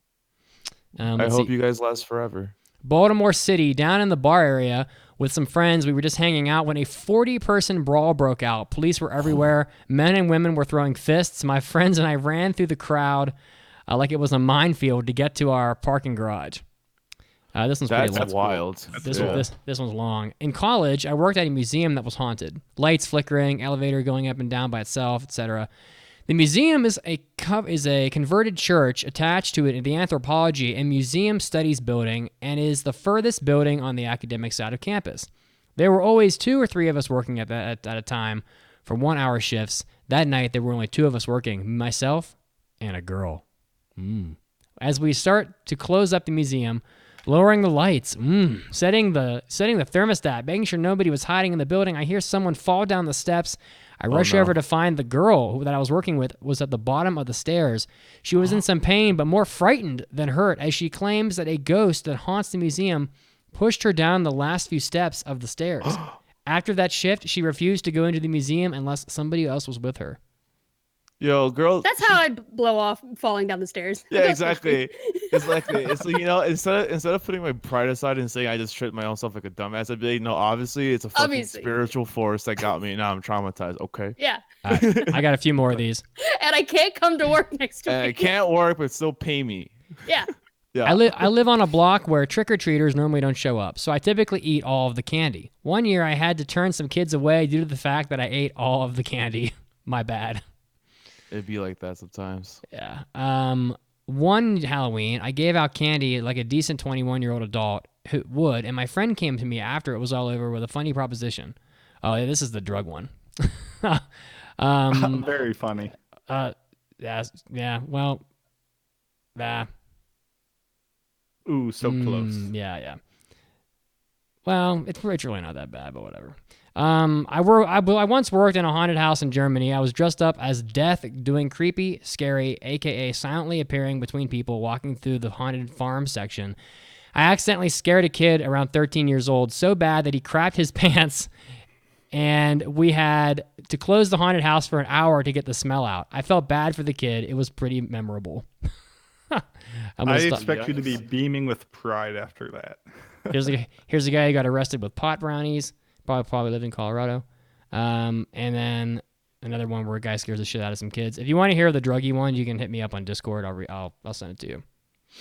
My favorite one was the first time I got drunk on Halloween night in college. My friend from ballroom class came over, and we realized we could still salsa dance well, even when we were smashed. Oh, that sounds like a fun time. That sounds cute as heck. I like the person who just said, I was chased by a dog one time. Not that wild of a story. Oh, well. Mason, is that you? Did you put that in there? It's so not. fucking funny. Chased by a dog, exactly 2 how out it of went 10. down, and it's very funny. That's so fucking Commitment to the game, baby. Commitment to the game. I love it. Oh my god. All right. Now we have dog once. Anybody else have any that they want to read? No. Thank you so much, guys, for actually sending answers in. It's actually amazing how many of you guys participate. It's dope. I am gonna do it every time. I am gonna do a drawing, and one of you is gonna win something, and I'll do that after the show today, and I'll contact you through email. Now we have our pumpkin contest, right? Right, Mason? Yeah, we have a winner to be announced. Oh my god, this and pumpkin is dope as fuck. And I So have we'll the photo. see if we can get it on stream for you guys. If not, I put we'll it figure up. some I other put way. it up. It's over top of my picture. Of my It feed. didn't have a title, so I titled it myself. It's called One Pumpkin Man. There it is. Dope. And it was submitted by an Iggy Monster. And oh, look at that amazing Dude. piece of work. That's a wonderful. That's pumpkin really good. carving. It's so good. Yeah. It's like equally just like it matches just like the goofy ass like art style and how like wonky it is. Oh my That's goodness, so I love it good. so much. But the thing is, like, the sass is intact. Like, Oh yeah. it's all there. Well, If you look on the right, it even looks like it has okay. yeah, like it the looks like speech it has bubble. the speech bubble. Yeah, I can't confirm, but yeah. it's really good. Dude, we have talented people that listen to us, huh? So Because my ass can't do this no matter how hard I try. so this monster is definitely gonna win something. I'll reach out to him, and if you think you can do better next year, start planning, start working on it now, start practicing the craft. Mm-hmm. That's right. Of course. Because I'm sure that the Iggy Monster is gonna come back to keep Defend the shit- crown. defend the crown. Because Iggy Monster, I don't know if you know, but you're the reigning champ now. Exactly. You got a Give year of bragging Mom rights. time. You got a year of bragging rights, man. Yeah. Exactly. Congratulations. Yeah, it's really good. I like it a lot. So I think our last thing is, what do you guys all have planned for this Halloween? So my plans are basically like 75% done. In my friend group, there's like let's call my friend group 10 people that are my closest friends, right? There's like half of those people have all birthdays at the end of October. So Halloween becomes a hybrid, like huge birthday celebration for all of these friends of mine on top of Halloween. So we had that party yesterday. So yesterday is when I celebrated Halloween with my cowboy costume and all my friends. It was their birthday. It was a great party. It was a super dope time. For this Halloween, I think what we usually end up doing, because Halloween's on a weekday, I have a lot of people come over to my place, or I go to someone else's place if I'm not too busy, because it is my busy season at work, and we just like drink a lot of mulled wine while just like watching spoopy stuff, and not even like really scary stuff, just like things that have spoopy vibes. It's really just us getting together, eating mad candy, and drinking some mulled wine, because mulled wine is like the most cozy thing you could drink on like a nice fall day. So I think that's probably what I'm gonna end up doing again this year, because all the partying is already done for me. And honestly, to me, Halloween is dope, and I like it for other people, but for me, it's not the best thing ever. Me putting energy into a costume is very exhausting during my busy season. Hence why I go through something basic like a cowboy. So yeah, but my plan's pretty much done. I think I'm just gonna hang out with my friends and watch some spoopy stuff. You should be a cowboy Kiki for Whoa. And instead of like like a witch's like broom, you should have like those little like horse heads on a rod. That, like, Yes.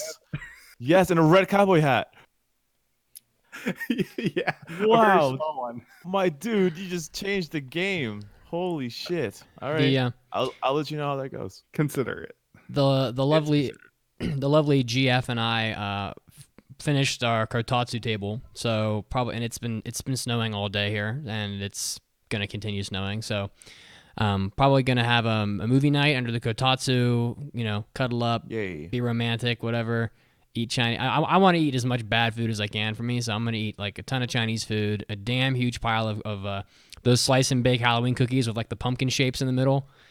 You know, they're like really crappy cookies, but they taste good, and they taste even better because they have shapes in them. And my apartment complex is giant. I feel like it's a city. It's so big. So I might get some trick-or-treaters. I don't really know. Yeah, that's about it for me. I think we can all agree that shapes equals tasty when it Oh, comes hell to food. yeah. I think so. Yeah, you I know, they think got those cookies that why they put like Santa Claus in them and stuff during Christmas. Well, I mean, you know they're doing pumpkins and ghosts. Come on now. Of course. Yeah. What you got, Mandy? If you guys have nothing going on Halloween, come watch us on Twitch. Both Mason and I are going to be playing more of the Visage. And it's going to be a crazy time. We had so much fun last time. Halloween night, baby. Yeah. I'm Be so there. sad that I can't be there. You can.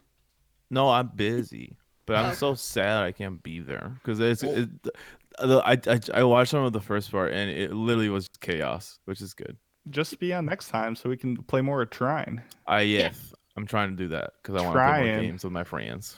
I get it. All right, friends. Yeah. Get us to the news break here. All right, so that does it for our main big segment of the spoopy stuff for Halloween. Thank you so much for being with us, Mandy. If you would like to ask the peoples the questions. So we have an in-show trivia question, which we will answer after the break. In The Disastrous Life of Psyche K, Kaido invites everyone to his Halloween party. One of his friends dresses up as an anime character from another franchise. What franchise and what anime character did he dress up as? And we will answer it after the break. So don't go anywhere. Don't do it. Bye-bye.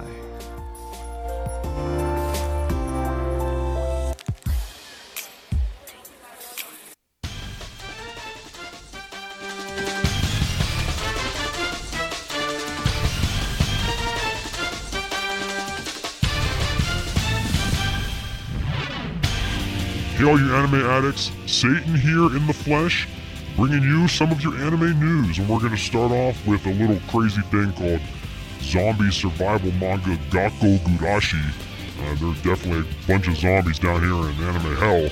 So it was announced in the December issue of Manga Time Kirara that the manga is ending. Oh no, well maybe though the zombies from the manga will find their way down in hell with me. The January 2020 issue is going to publish the final chapter of this manga, which the story is Yuki Takeya, who loves her school so much that she does not want to ever leave.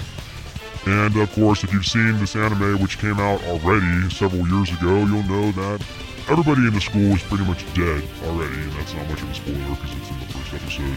You know, Satan definitely loves watching little girls suffer in school. So if you want to watch this zombie survival anime about girls surviving in a post-apocalyptic world in their school, well, you should watch that anime, but the manga is ending. Next up, talk show host Conan O'Brien. Oh, he's definitely going to hell. He's making a cameo in Death Stranding, which is Hideo Kojima's bizarre sort of video game that's going to be coming out, and no one seems to know what the hell's going on. Conan O'Brien is appearing as a prepper, the Wonder Master of Ceremonies. He appears in an otter suit, and when you get connected with him, I don't know, crazy shit's going on. I don't know, not even hell is this crazy. If you want to look at the videos of Hideo Kojima probably clawing for attention by putting various celebrities into his game, well, you can look at it online. Next up, Satan never misses Toonami. He loves his Toonami, even though Dragon Ball's not on it anymore. So, starting on November 9th at 11 p.m., they're going to be having the 4th season of My Hero Academia, the anime. Wow, that's pretty exciting.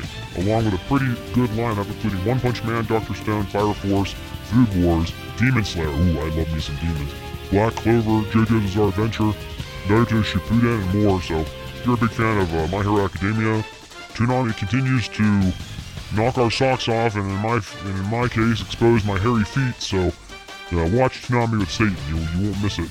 And next up, we're going to check up on the most popular anime in Japan for last week. Of course, we all know that the top few are always the same. Sazai-san, Shiba Madoka-chan, Detective Conan, One Piece. These are all the top 10. Sazai-san just crushing everybody as usual. But there's some newcomers here on the list. My Hero Academia, not usually on the top list here. Doraemon and Butt Detective. And various other commonalities such as Gegege no Kitaro, Detective Conan, and so forth. But My Hero Academia apparently more popular than ever in Japan.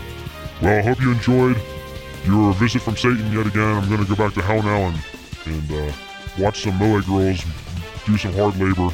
And we'll see you next Halloween. Bye!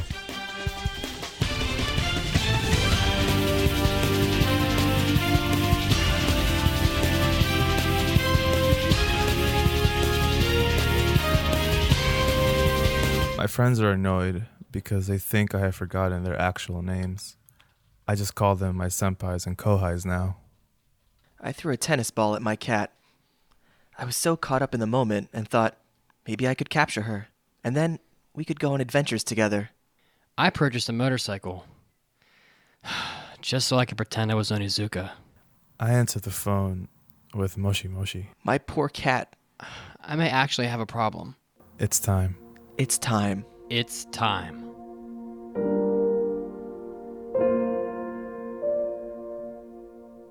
Hello, I'm Mandy from the Anime Addicts Anonymous. Do any of these symptoms sound familiar to you?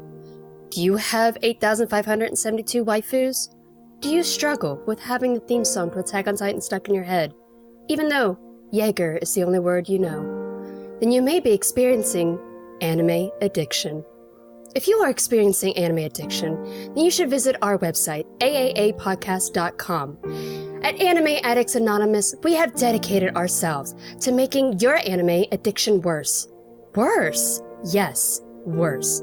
Because the real world just plain sucks. So many resources await you. For just $5 a month, you will have unlimited access to our Hobby Addicts episodes. You will also have access to our hentai episodes, where you can watch a hentai along with us and hear our commentary. Give our after party episodes a listen, where you can hear us struggle to talk about our boring lives outside of anime. That $5 will go to helping us spread anime addiction throughout the world. Yes, it is time for you to make your anime addiction worse. Happy Halloween!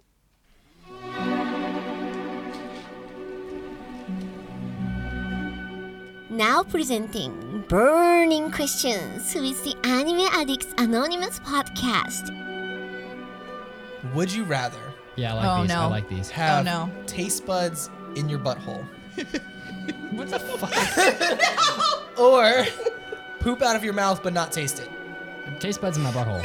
So you would rather taste your poop as you're shitting it. Oh, well, you didn't explain what was That's gonna... why the taste buds are in your butthole, is so you would. okay, God. yeah. Taste buds in my butthole. Oh, God. What was the other one? Or poop out of your mouth but not have to taste it. I'd have to go with that one. No. I mean, that's disgusting. Taste buds in my butthole. No, that's you want to taste your own poop? Now, let me ask you a question. Yes. You have taste buds in your mouth. Yes. If you hold your nose and eat food, you can't taste it. If I hold my nose, do I still fully taste it out of my butt? It's a valid question. It's a very important detail in the answer. No, you have to squeeze your penis. Oh, God. Because that is the nose of your butt. And now, back to the podcast.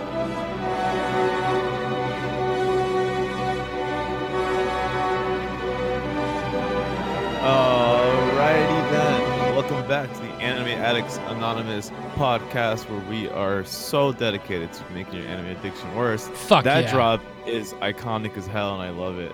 The initial weekly trivia question that we asked you before the break that you had to contemplate and answer is the following. In the disastrous life of Psyche K, Kaido invites everyone to his Halloween party. One of his friends dresses up as an anime character from another franchise. What franchise and what character did he dress up as? The answer is Bonilove. You got it right. From Hunter x Hunter. Kaido thought he was a mummy until Aran revealed his hand. He's one of the Phantom Troop guys. The one that's like all wrapped up. That's actually this Bono. too. Bono Yeah. from U2. It's Bono from U2. All right. So thank you very much for sticking around. And other people I want to thank are the people that leave us 5-star reviews. That was smooth.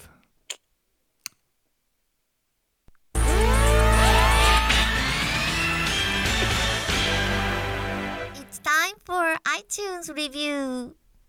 All right. So if you want to leave us an iTunes review, please make it 5 stars if you feel so inclined. And we're getting close to 600, so that's pretty sweet. So Nice. not too many podcasts in general hitting 600 reviews. So head over to iTunes and help us out, and maybe you'll be the 600th review, and you can help us stay in front in the epic race of which anime podcast has the most iTunes reviews. This one from Juan Catch. After getting back into anime a few years back, I found that no one in my circle of friends or family actually liked or is interested in anime, which is a huge bummer. So I went on a journey to find people who enjoy anime as much as I do, and I stumbled upon the AAA podcast. Of course.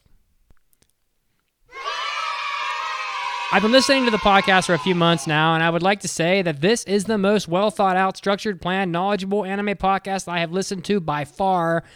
I'm always looking forward to the episode release to be able to sit back and enjoy the segments and discussions since my time to watch anime is limited to when I travel. For work, due to other responsibilities, I am limited into what I can watch, and you all really help me get into the perspective to choose what I want to watch. I joined the Discord as well, though I am not that outgoing, so I haven't really posted much. Anyway, keep it up, keep improving. Thanks for the enjoyment. Dude, well, thank you very much for writing into us, and that's a very lovely message you left for us. And if you're working right now, if you're commuting right now, if you're listening, I hope you have a super, super good day, my dude. Thank you very much for listening. Don't be scared to talk on Discord with us. Literally, don't be scared at all. This guy's out here, writing reviews, listen to the podcast, join the Discord. Man, good fan. Big ups. Big ups. Now, another thing that we can give big ups to is anime that we choose to pass for the upcoming season. Oh, we condemn them to anime hell. So now it's time, finally, for our second phase of our fall 2019 impressions and stuff. Today, we're going to be doing impressions. Impression time, believe it. All right, I'm gonna, if we can keep these to their intended 3 to 5 minutes each, which I'm gonna lead the example on that. We will make good time here on this episode. Noted. So this anime I'm going to be doing has the longest title in human history, so I'll take up half the 3 minutes reading it. Keishicho Tokumubu Tokushu Kyoakuhan Taisakshitsu Dai Nakaka Tokunana, otherwise known as Special Crime Investigation Unit Special 7. And I'm telling you right now, this anime is dead in the water already, because anybody who would ever watch it's like, I can't recommend this to somebody. I can't possibly spout that phrase at them and expect them to take it seriously. And you probably shouldn't. An anime done by Studio Anima & Co., which is the absolute first thing they have ever done, and I'll tell you, it shows. This anime is like a cop sort of supernatural cop drama. I think there was that, what the hell was that? Magic Barristers or Wizard Barristers, and then there was like Hanabado or whatever that, like there's like a billion of these like cop drama anime where it's like they all have a power and then they all come together and they have like this special unit. These anime are never interesting. I don't know. I have watched a ton of these. I never enjoy them. And this is basically the same story where you got this newcomer joins this group of people and they all have like a special power. There's like a little girl who's a homunculus and she is super smart and she like flies drones around. So she's basically Ed. And then there's like a sniper, and then there's like, they all have like a power, and they all have terrible nicknames. Like one's nicknamed like Samurai and one's nicknamed like Ninja. Like they just have like these generic names. And then they have these disjointed episodic episodes where they'll, like in episode 3, they disabled some bomb that was going to level a couple buildings. And, it's basically, the whole episode's basically like the tension of disabling a bomb. I mean, like we've seen it a billion times. Not really bearing the lead here. This anime is not super good. The art and animation is really going to throw you off. The characters look super weird. I think if you look up like character design for this, you'll look at them and you'll see like something just doesn't feel quite right about it. I don't know why exactly. It just doesn't strike me all that. Like the art is just odd, and the way that it's drawn, it looks very stark, I guess, and it's just, I don't know, it's just super unforgettable. So or super forgettable. Like this anime. Like literally, I watched episodes 1 and 2, and then I waited a week for the third one to come out. And by the time the third one to come out, I had forgotten what I watched in episodes 1 and 2 because it was literally that uninteresting. And I really doubt there's too many people watching this. It's set in the year 22X19, which I find obnoxious because it's like, just tell me what friggin' year it is. Like it's either year 2019 or 2119 because it's not really that futuristic. So, I mean, it's basically set in real world. So like. Real world Tokyo, even the same buildings and stuff, so it's clearly 2019. Just say it.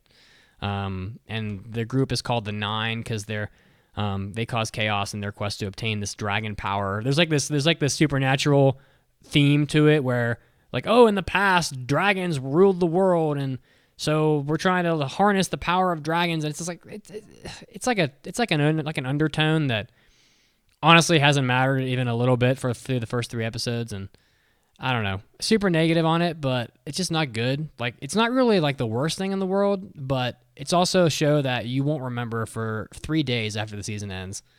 And I think we've all seen the show where like five people with supernatural powers come together to form like a crime fighting unit, and they're just never all that interesting. So, Gotcha. yeah, that's about it. You know, like there's a lot of really strong shows this season, to be honest, and this one is just like falls far short of most of the pack. Not even close. It's not even close. Like, it's just and Anima, close, baby. Anima and Co. Like, you guys got to figure out how to draw these characters a little less odd. Like, they just look odd. I don't know. Like, you just look at them and you feel like you feel weirded. So let's find a really good fail drop here for this. While you look, if you're really dumb and do decide to watch this, it's on Funimation and Hulu. All right, you can find it. Yeah, we're gonna announce that now, right? So yeah, Funimation and Hulu, which in and of itself makes it kind of hard to watch. Does Verve get Hulu, or is that separate? I don't think know. they're with Hulu. Got Are they still with Crunchy? Yeah, Verve know. has Crunchy, Crunchy, and if it has Crunchy, it doesn't have Funimation. I don't know. Anytime it's not on either Amazon or Crunchyroll, aka Verve, I find it like super obnoxious, because then, I mean, I don't know. Like, I don't want to spend $38. I don't want to spend $38 a month to own every streaming service just so I can watch Special Crime Unit 7. So, like, you know, whatever. I always get frustrated by that. That's fine. This is a good one. No, God, please, no! No! No! No! All right, I only have one to do, so do you guys want to go first? I only have one. I'm the chat. Mitz is first and last. Yeah, So, I see. Yeah, Okay. the Twitch chat says I have a high standard for liking shows. I mean, I actually find that I like most of the shows that I cover pretty well. This one's just bad, so it's really not me. It's just this. Well, I think they were referring to specifically a side discussion they were having about really? recreators. But more Yeah. importantly, in the chat, got it. Ferret Cam is a go. There is Ferret on site. we know We Ferret. have visuals. We have locked on confirmation. He's dumping water on my floor. Oh yeah, there's the Which- ferret. he is. The ferret's Which one causing is that? Is that Kuma? That's Kuma, yeah. He's the one who yeah. always dumps water on the floor. the ferret's causing Damn chaos. Damn it, Kuma. I can go next because this one. I'm very interested to hear what you have Yeah, to say I on this will one. probably come to a conclusion as I talk about it because it's been kind of messing with me all day. I'm going to be talking about Kabukicho Sherlock, and I picked this one because the trailer had the kind of aesthetic that will pretty much 9 out of 10 times draw me in, and the aesthetic is pretty much think banana fish, think think those two things together, you kind of get the aesthetic of the show. It is anime from Production IG, and it follows a couple detectives. I thought at first it was just going to be Sherlock Holmes alone, but it turns out it is Sherlock Holmes and 3 other detectives that are like well known. And the premise starts off with one case where the 4 detectives are hired to solve it, but I think the overarching premise is what Watson, the character that is your lens into the unit, into the story, it's his backstory, and that what drove him to find Sherlock is what emerges at around at like the beginning of episode 3 is where that premise starts to show, and that's where you got a better picture, because up until episode 3 the anime has been quite episodic. Episode 1 was case 1, episode 2 was case 2, episode 3 was case 3, but in episode 3 you also had moments of backstory with Watson and why he fled the west side to the east side. And for context on that, this story takes place in Japan, in Shinjuku, but there is the west side, which is where life is quite a bit better marginally than the east side. The east side is where you find a lot of gang shit happening, a lot of like underground mob stuff happening. So Watson was a doctor on the west side. He fled to the east side. This is what they tell you in episode 3. And he found Sherlock in order to solve a case that relates to why he left.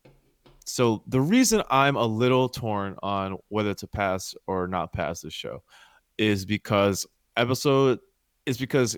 I like things a lot about the show, and there's some things I don't like about the show. What do I like about the show? I really love the flavor of the characters. I think the characters, whether they have a lot of significance to the story or not, every character that's had dialogue, that's had a moment to say something, to do something, has popped. No character has been too bland. I think that, oh my god, that ferret is beautiful. My He's so god, cute. he's so cute. He's gonna be my Pokemon. Yes, boom, captured.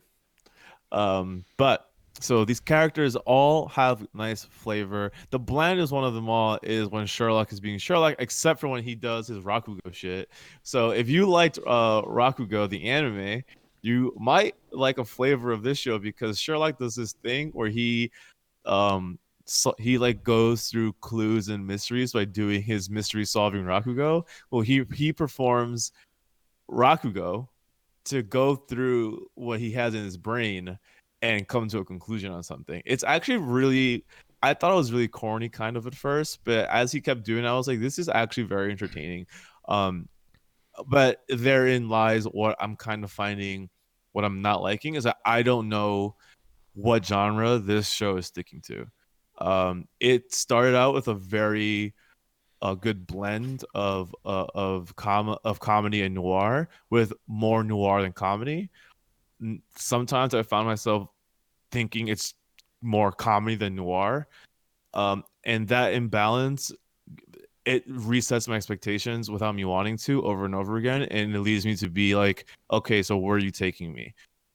Episode 3 seems to be the first time where I felt, okay, I think this show's gonna be this going forward. And that's why I'm iffy on passing, because I'm not so sure. I'm not super sure if the anime did enough for me to care, but I am a sucker for detective shit. So what I want to do, honestly, and my fellow co-host, you let me know if this is fine. I would like to like pass it, but leave it up for potentially changing if it's later on, if it's cool. We're in so much trouble. Yeah. Yeah. That's okay though. That's okay. It's I just think that the production value on this one is good. It's better than, strikes me like Carol and Tuesday-esque, like shine and glimmer. yeah. Like it has that color style. palette as well. Less brightness, because obviously Carol and Tuesday has moments of like pure fucking joy and stuff. This one doesn't have those brighter tones, but yeah, like it's I see what you're saying with that.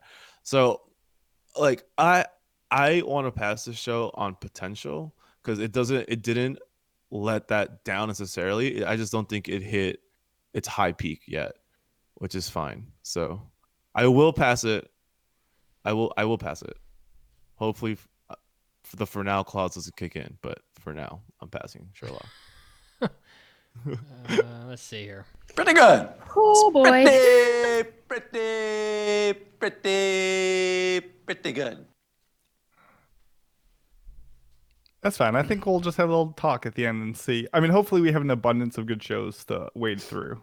We have hopefully too many shows. a good I haven't even passed any of mine yet. I have 2 that I want to pass. Well, Mandy, is that going to change today? No. Spoiler alert. You want me to go ahead and go? Go, do it.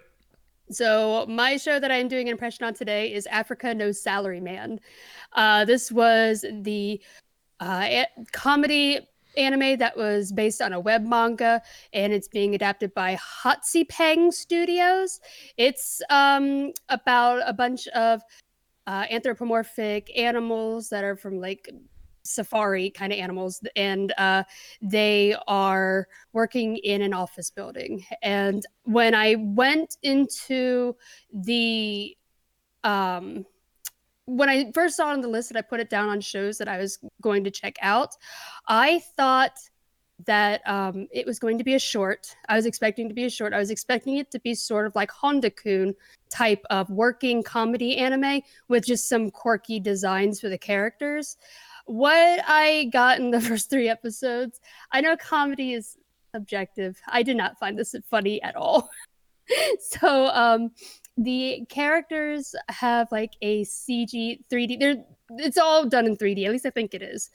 Most of it, at least. It's all over the place. Yeah, there are some parts that are drawn. Most of it's CG, and there's one character. It mostly follows the character of a lion, and his name is just Lion. But there's also a toucan character. If you don't like Zenitsu from Demon Slayer, you're gonna hate this because Toucan has a big part in this, and he's voiced by that guy, and he screams the entire time. That's the character I always hear. People are like, I can't stand Demon Slayer right now because that's the character just screams constantly. You're gonna have trouble with this. So, the comedy though, I feel like I just don't get. I don't know if I didn't laugh at all in the first 3 episodes, and I'll give you an example. Like the second episode, it starts off with Toucan and Lion and Lizard are all talking in the smoking room, and Lion's talking about like his family and that his daughter no longer wants to share the bathwater with him, and he's sad. He's like, oh, she's growing up. And then Lizard's talking about bathing with his family, and Toucan's jealous of them because they have families to bathe with, I guess. And then he comes in the next day with cabbage rolls. He's like, I made these cabbage rolls with bathwater, and they're both Lion Lizard like, that's gross. And then the ending scene is Toucan just sitting there smoking, like, I wonder why. And I was like, I wonder why too. I don't get the joke. Toucan is just not good. Yeah, it's really weird. Did you watch some, Mason? I know you tried watching some. I only watched episode 1, and I like the art style of it because it like went all over the place. But I think you and I both had the same reaction of like we were surprised that this was a full-length show. Like, yes, as a short, if they had just trimmed it up to the best jokes, it would have worked. But it's just so crude and juvenile with like all its delivery that it's like, yeah, it's hard to tell who the target audience is because it tries to do adult humor, but then it turns very childish. I don't know. It's hard to tell who it's aimed at. I don't know, but also, yeah, like you were saying, these episodes are 23 minutes, and that blew my mind. I could see a couple people like really like liking the show, like fitting with their humor, but it definitely wasn't in my wheelhouse. Yeah, same. So I'm failing Africona's Salaryman. I guess you could try it if you are interested in comedy, but I don't know. I know comedy's subjective. I just didn't get most of the jokes. They fell flat for me. It'd be like that sometimes. And where can people find this?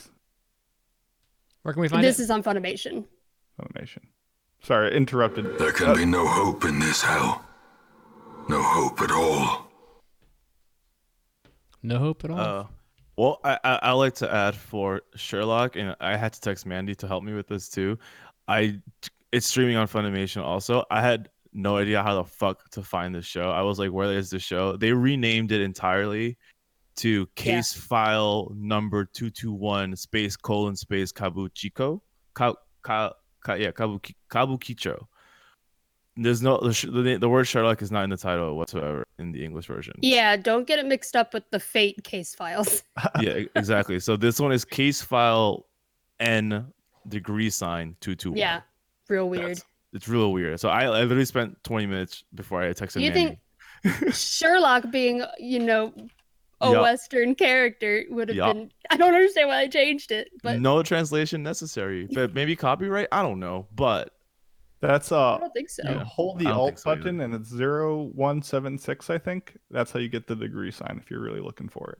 Cool. I just searched Case File singular. It's on Hulu as well. True. Yeah, but I watched it on Funimation. But yeah, just a note. Next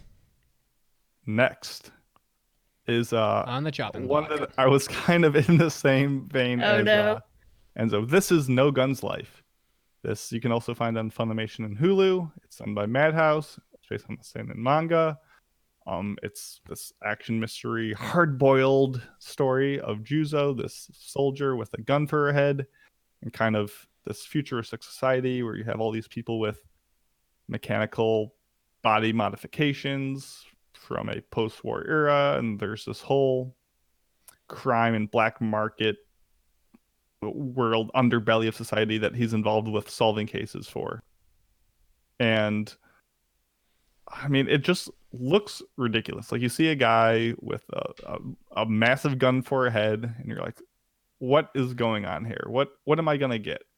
And the good part about the show is it perfectly straddles the line between like wonderfully campy and serious at the same time. Like, it knows what it is, it realizes it's absurd, but doesn't let that like drag it down. And it's actually a pretty good mystery going beyond that. There's this, I like it. I love this like chibi Full Metal Alchemist style humor when embarrassing events happen and our character reacts because he's this big burly gunman, and he's like getting all flustered and blushed and looks all cute, and it's adorable. And unlike the Sherlock show that Enzo talked about, like, I definitely thought this could have been episodic with him like solving these little cases in this world, and it's not. It's actually kind of this deeper story that is the bigger pull of the genre. You do get little things that he solves in episode to episode, but it's mainly about this overreaching plot, so it's good in that regard. The art in this show works most of the time. It's a little inconsistent, not in a way that like takes you out of the experience, but it just, some characters look like they had like twice as long like amount of time and effort put into it in the same shot, so it's like inconsistent within frame, which is kind of off-putting. But I do like how the evil corporation is like CG everything. Like, everything related to this corporation has their buildings, their vehicles, the characters are all CG. So you get this really weird like, this is the future, but the future looks bad and evil. I mean, there's a lot up in the air right now of like how the power levels of this works. These people are called extended, where they've had all this experimentation done to them and modifications. So there's a lot up in the air on where the show is going and how it's going to play out. So all that is interesting. But honestly, I'm super mixed about passing it because it's well done, it's well paced, it nails the vibe it's going for, and it has potential to get better. The flaws in the animation don't take me out of the experience. The soundtrack is decent so far. It's done by Kenji Kawai, who did Ghost in the Shell, he did Pat Labor, he did Mob Psycho 100, so it sounds good. But something just feels flat about it. Like, I agree, yeah. Like, especially compared to like the Sherlock show, just the characters in that show are just bursting with life and character, and there's just so much to them. It's so enriching to see all them on screen, and there's just something like dull about this one. And yes, that's part of the hard-boiled, one-note, serious thing that a lot of them are going for, but I just don't find myself excited for the next episode as much as I am with other shows this season. Bummer. So no gun yeah, head. like, I'm definitely gonna keep on watching it. I definitely think it's worth watching, but I'm going to give it a mild fail. Mild fail. Like, a mild fail. I'm hoping that fail. It's a show that we have enough other great options to pass and review and go over the season, and at the end, hopefully I can say, guys, I stuck with it. Turns out it really steps the game up. The mystery gets deeper, and it becomes a nice, great story. We get the legendary line where he says, "I have a gun for a head. I don't have to explain shit." Like, I'm hyped for all that. Fucking alpha as hell. But honestly, there's just so much this season that I'm digging more that I'm not feeling this one. It's not like we won't be able to talk about it ever. No, exactly. This is not the last time you're gonna hear about it. It's I'm still gonna talk about Bookworm. Yeah, exactly. So down but not out, and we'll be following and we'll be checking up on it. So that's. You want me to find like a gentle fail drop for you? Yeah, sure. A gentle one. Okay. How about Soup Nazi? You? If I knew it was for you, I never would have given it to him in the first place. I would have taken a hatchet and smashed it to pieces. No soup for you. Come back 1 year. No soup for you. Come back 1 year. We need an edit of the drop that's like pretty.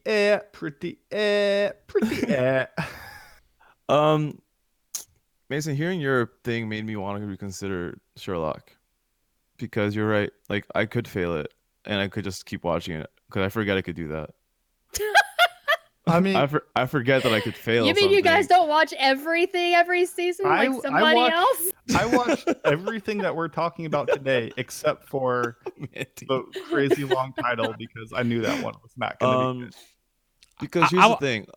I was wondering, because other than Sherlock, there's like 7 more passes on this document. So I was really wondering how this was going to happen. I was taking a peek at that while Mason was talking, and I was like, okay. And then he was saying really good things. I was like, okay. And then I was looking at another show that I have that I've been made aware is like the one. I'm like, oh fuck, that's like the one I haven't started yet. Therefore, that's why I didn't know that. So here's the thing, fam. Here's the thing. I'm pulling I'm gonna pull a reverse Uno card on myself real quick. Reverse Uno card. And you played yourself. And basically, I think everything I said about Sherlock still applies. And because at the end of the day, it did make me feel iffy. And if there are really that many more shows that are obviously looking pretty fucking great, and it's just my own fault for being so busy with work that I wasn't able to catch up on all of them for today, that I probably should fail Sherlock for space reasons, and also because we have plenty of noir this season anyway. So yeah. Listen, do you guys disagree with this? I think in the final round of impressions, I think it would be best if we pass the 6 or 7 shows that we are the most excited about, for sure, no hesitations. Then for the extra spot or 2, then we can argue it out. I think you're right. I think it is the better strategic move to fail Sherlock. Sorry for anyone that was looking forward to Sherlock. I just think it makes sense, actually, than giving a tentative pass and I'd rather give a tentative fail. So Mitsugi, if you will, a fail drop.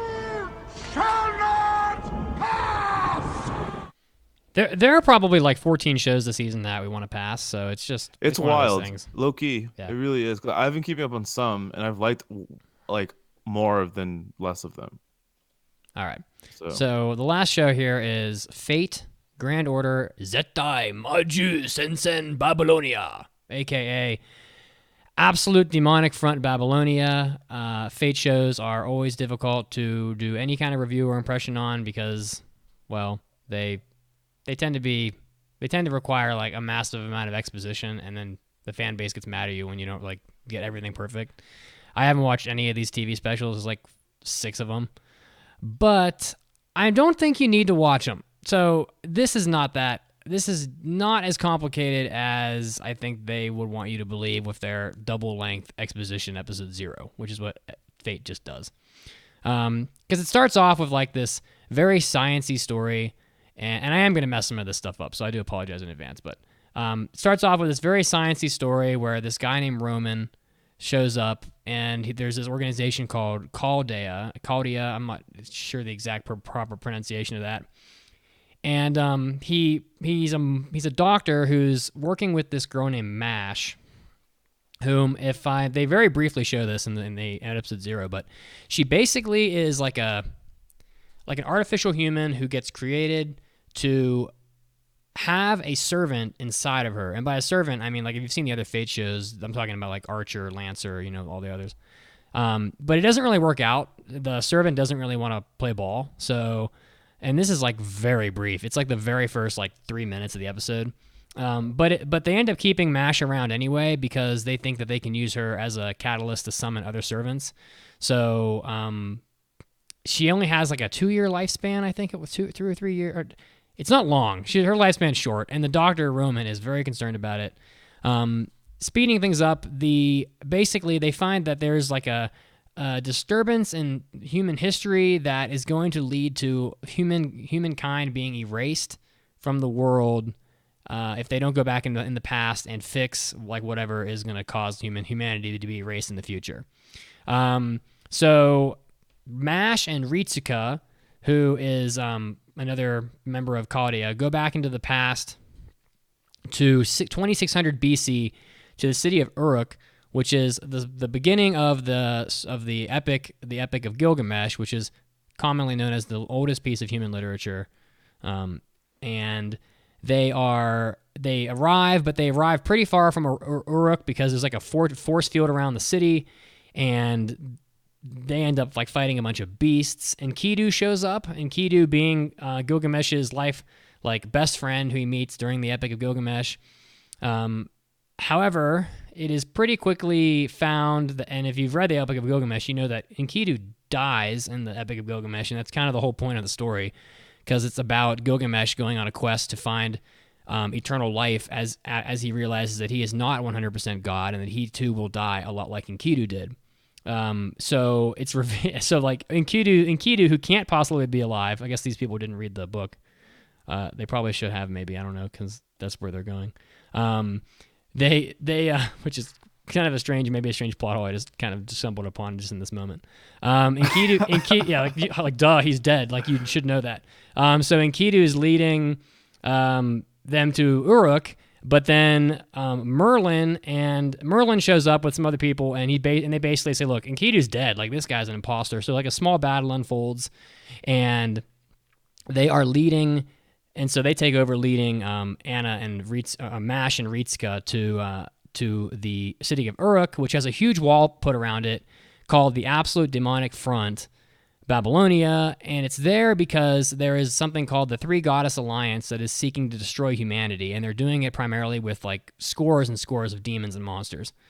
And so at the end of the second episode, which I'm basically calling episode 3 because the first episode was like 45 minutes long, they meet Gilgamesh, and a battle is going to unfold in episode 3, where he's going to test Mash and Ritska. Based on the Epic of Gilgamesh, there's literally no possible way they could ever beat him in a fight. So I'm kind of wondering how that's going to go down, because he kills unkillable beasts in the Epic of Gilgamesh, including Humbaba, who is literally like the size of an entire forest. I don't know. We'll see how it goes down. As usual with Fate, this anime looks better than most anime. It just does. It looks better. It sounds better. It is shinier. The action scenes are better. It's just, I don't know. It has like that sort of sheen on it that just makes it look good. And also, it's just a very engrossing action story with like a sci-fi twist to it. And you know what? I mean, I've watched and passed almost every Fate show that has ever come out. I think people think I don't like Fate, but I think this is now the 4th show I'm going to pass from the Fate franchise, because there was Fate 0, Fate 02, Unlimited Blade Works, and this one, all covered by this podcast. This is a really easy pass. You can tell after like 2 minutes that this is just one of the better shows. No doubt about it. It's done by Studio Cloverworks, who recently worked on Promised Neverland, if I'm not mistaken, and Bunny Girl Senpai and Darling and the Franxx. They did work on that, and they're just crushing it. And did they do Darling? Well, I'm looking at their credit list here, and they're on it. A1 Pictures and Cloverworks they both were. Okay. I think they could have been like a helper studio, a subcontractor. Yeah, I don't think they were the main one, but yeah, they were probably still involved. Air Aoi did the theme song. It just got the oomph to it, you know. Like, they've got all the juice behind it. It's got the juice and the squeeze. You know what I mean? The juice and the squeeze. So it's just good. Pretty easy pass. You know, I think that no one's gonna watch this and say this anime sucks. So pretty good, easy pass. Feeling pretty good about it. Impressive. It is pretty impressive. It is, except and it's on Funimation and Crunchy. And yeah, nice. You know what I also feel good about, guys? What's that? Are you doing mailbags? Yeah, we can do them. Sure, we can do them. All right. So go back to my previous question. You know what I also feel good about, guys? What is it? What might that be? That we have fans that love us enough to leave us questions in our mailbags. It's time for an almighty anime mailbag. Mailbag. Anime.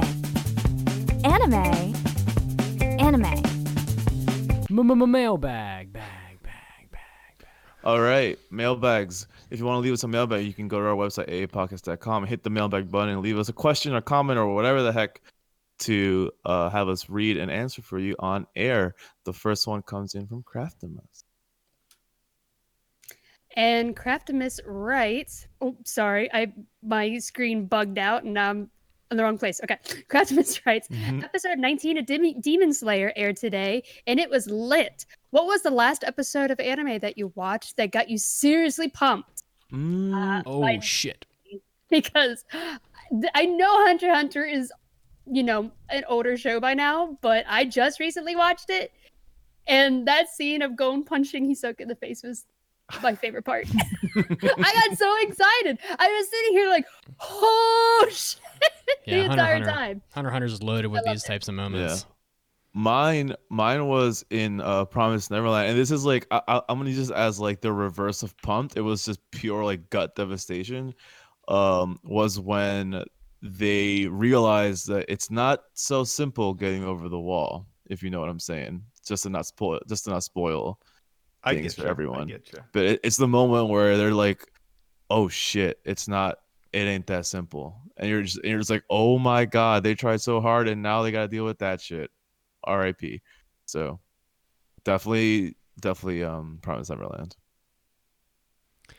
Aside from the obvious massive moments in Hunter x Hunter, which I've been watching, and it's just like loaded with these types of times. There's so many good parts. Yeah, it's just tons of them. Yeah, I love it. And like I don't even like Kurapika all that much, but that Kurapika, whatever the hell the big tough guy's name is, like that fight is awesome. Ugin? I think it was Ugin, something like that. It's like he's the Phantom Troop guy who's like super big, muscled out guy. Uvogin. Sorry. Uvogin. Yeah, that's right. Yeah. There's a V in there. Yeah, I mean, I think that like the last few episodes of Mob Psycho 100 season 2 were pretty badass. Like they just they just like blew their load on the animation, and just friggin' awesome. So I'm gonna have to go with that. Like I really think Mob Psycho 100's like last fight was super badass. It's an oldish show, but I've been talking about Aku no Hana, Flowers of Evil, the past couple of weeks, and I finally got to that. What got you excited at that? Was all the panties everywhere? Episode 7, when they make a mess in a classroom, and the way they do like the art and animation and sound during it is amazing. And that got me like hyped just in the like media of anime as a whole. I'm like, yes, this is so cool.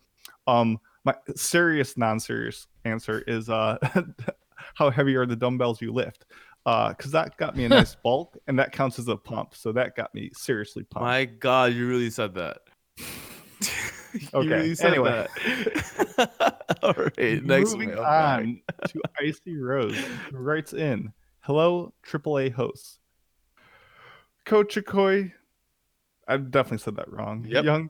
Young Nobunaga, I'm just letting it ride, was an underappreciated gem from this summer season that no one watched despite initial impressions from critics that did watch it, saying it had potential to be a sleeper hit if people cared to watch it, which they unfortunately didn't.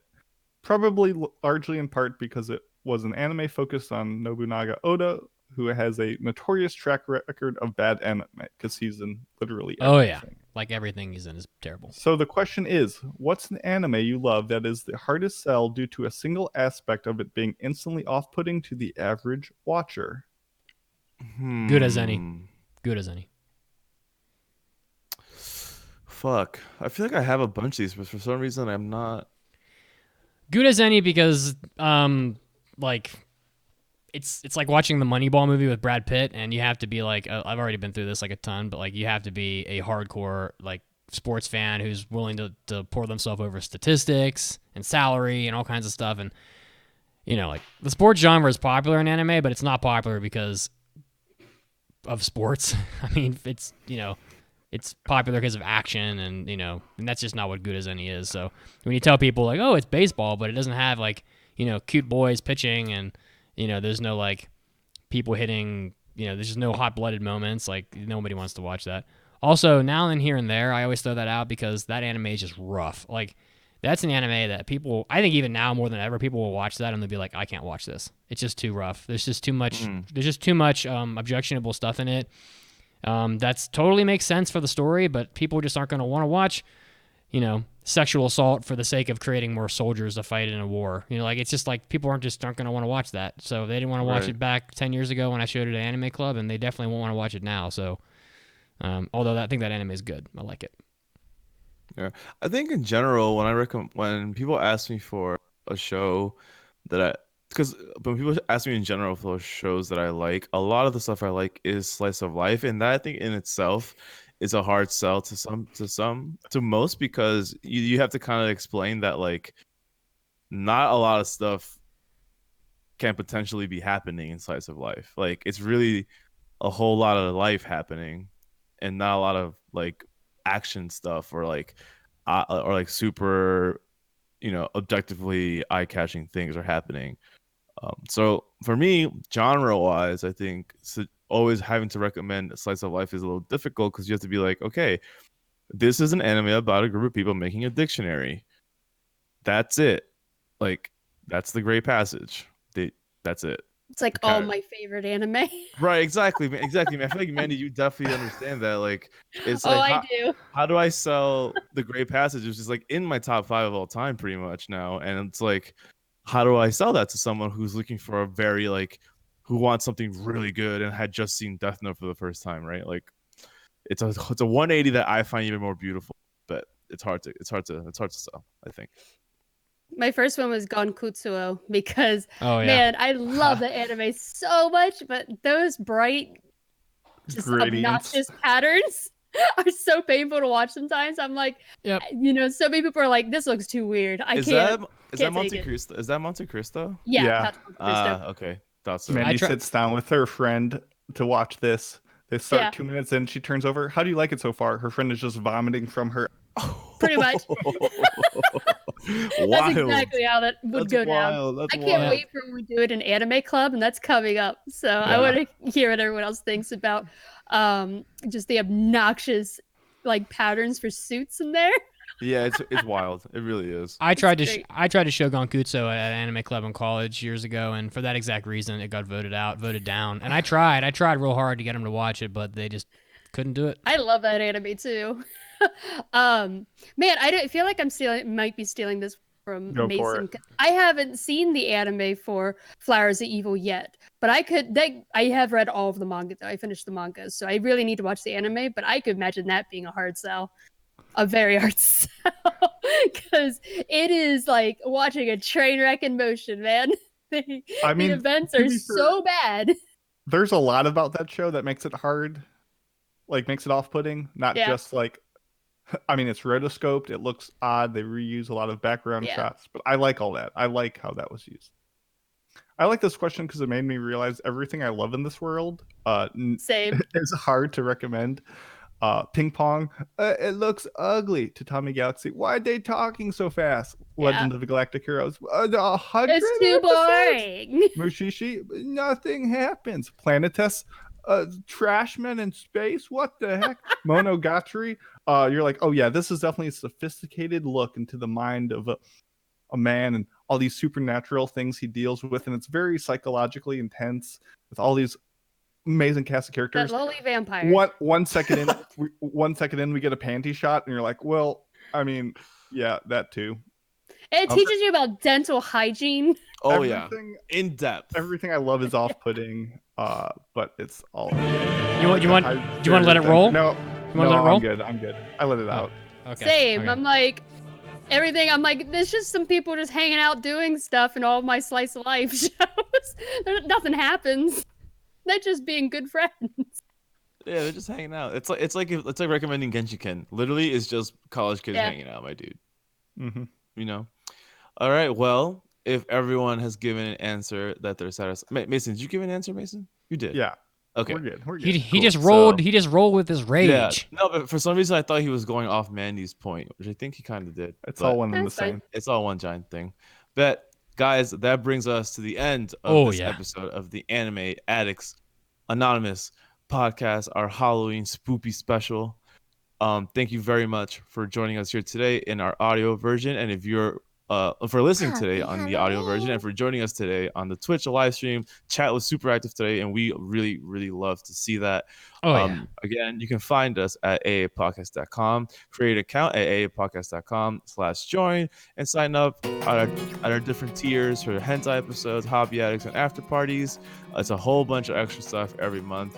Please subscribe on iTunes so we can continue to be number one at the Anime World of Podcasts. On Facebook, we are facebook.com/groups/AA Podcast. Join our Discord, follow us on Twitch. We all have a Twitter. We love you guys. Thank you so much for listening, and we will see you next week on the Anime Addicts Anonymous. Happy Halloween, guys. Out. Bye. Happy Halloween. Be spoopy. Yes, indeed. See ya, friends. Be spoopy. Be spoopy. Bye-bye. Bra-ba-ba-da-da-da. Be spoopy.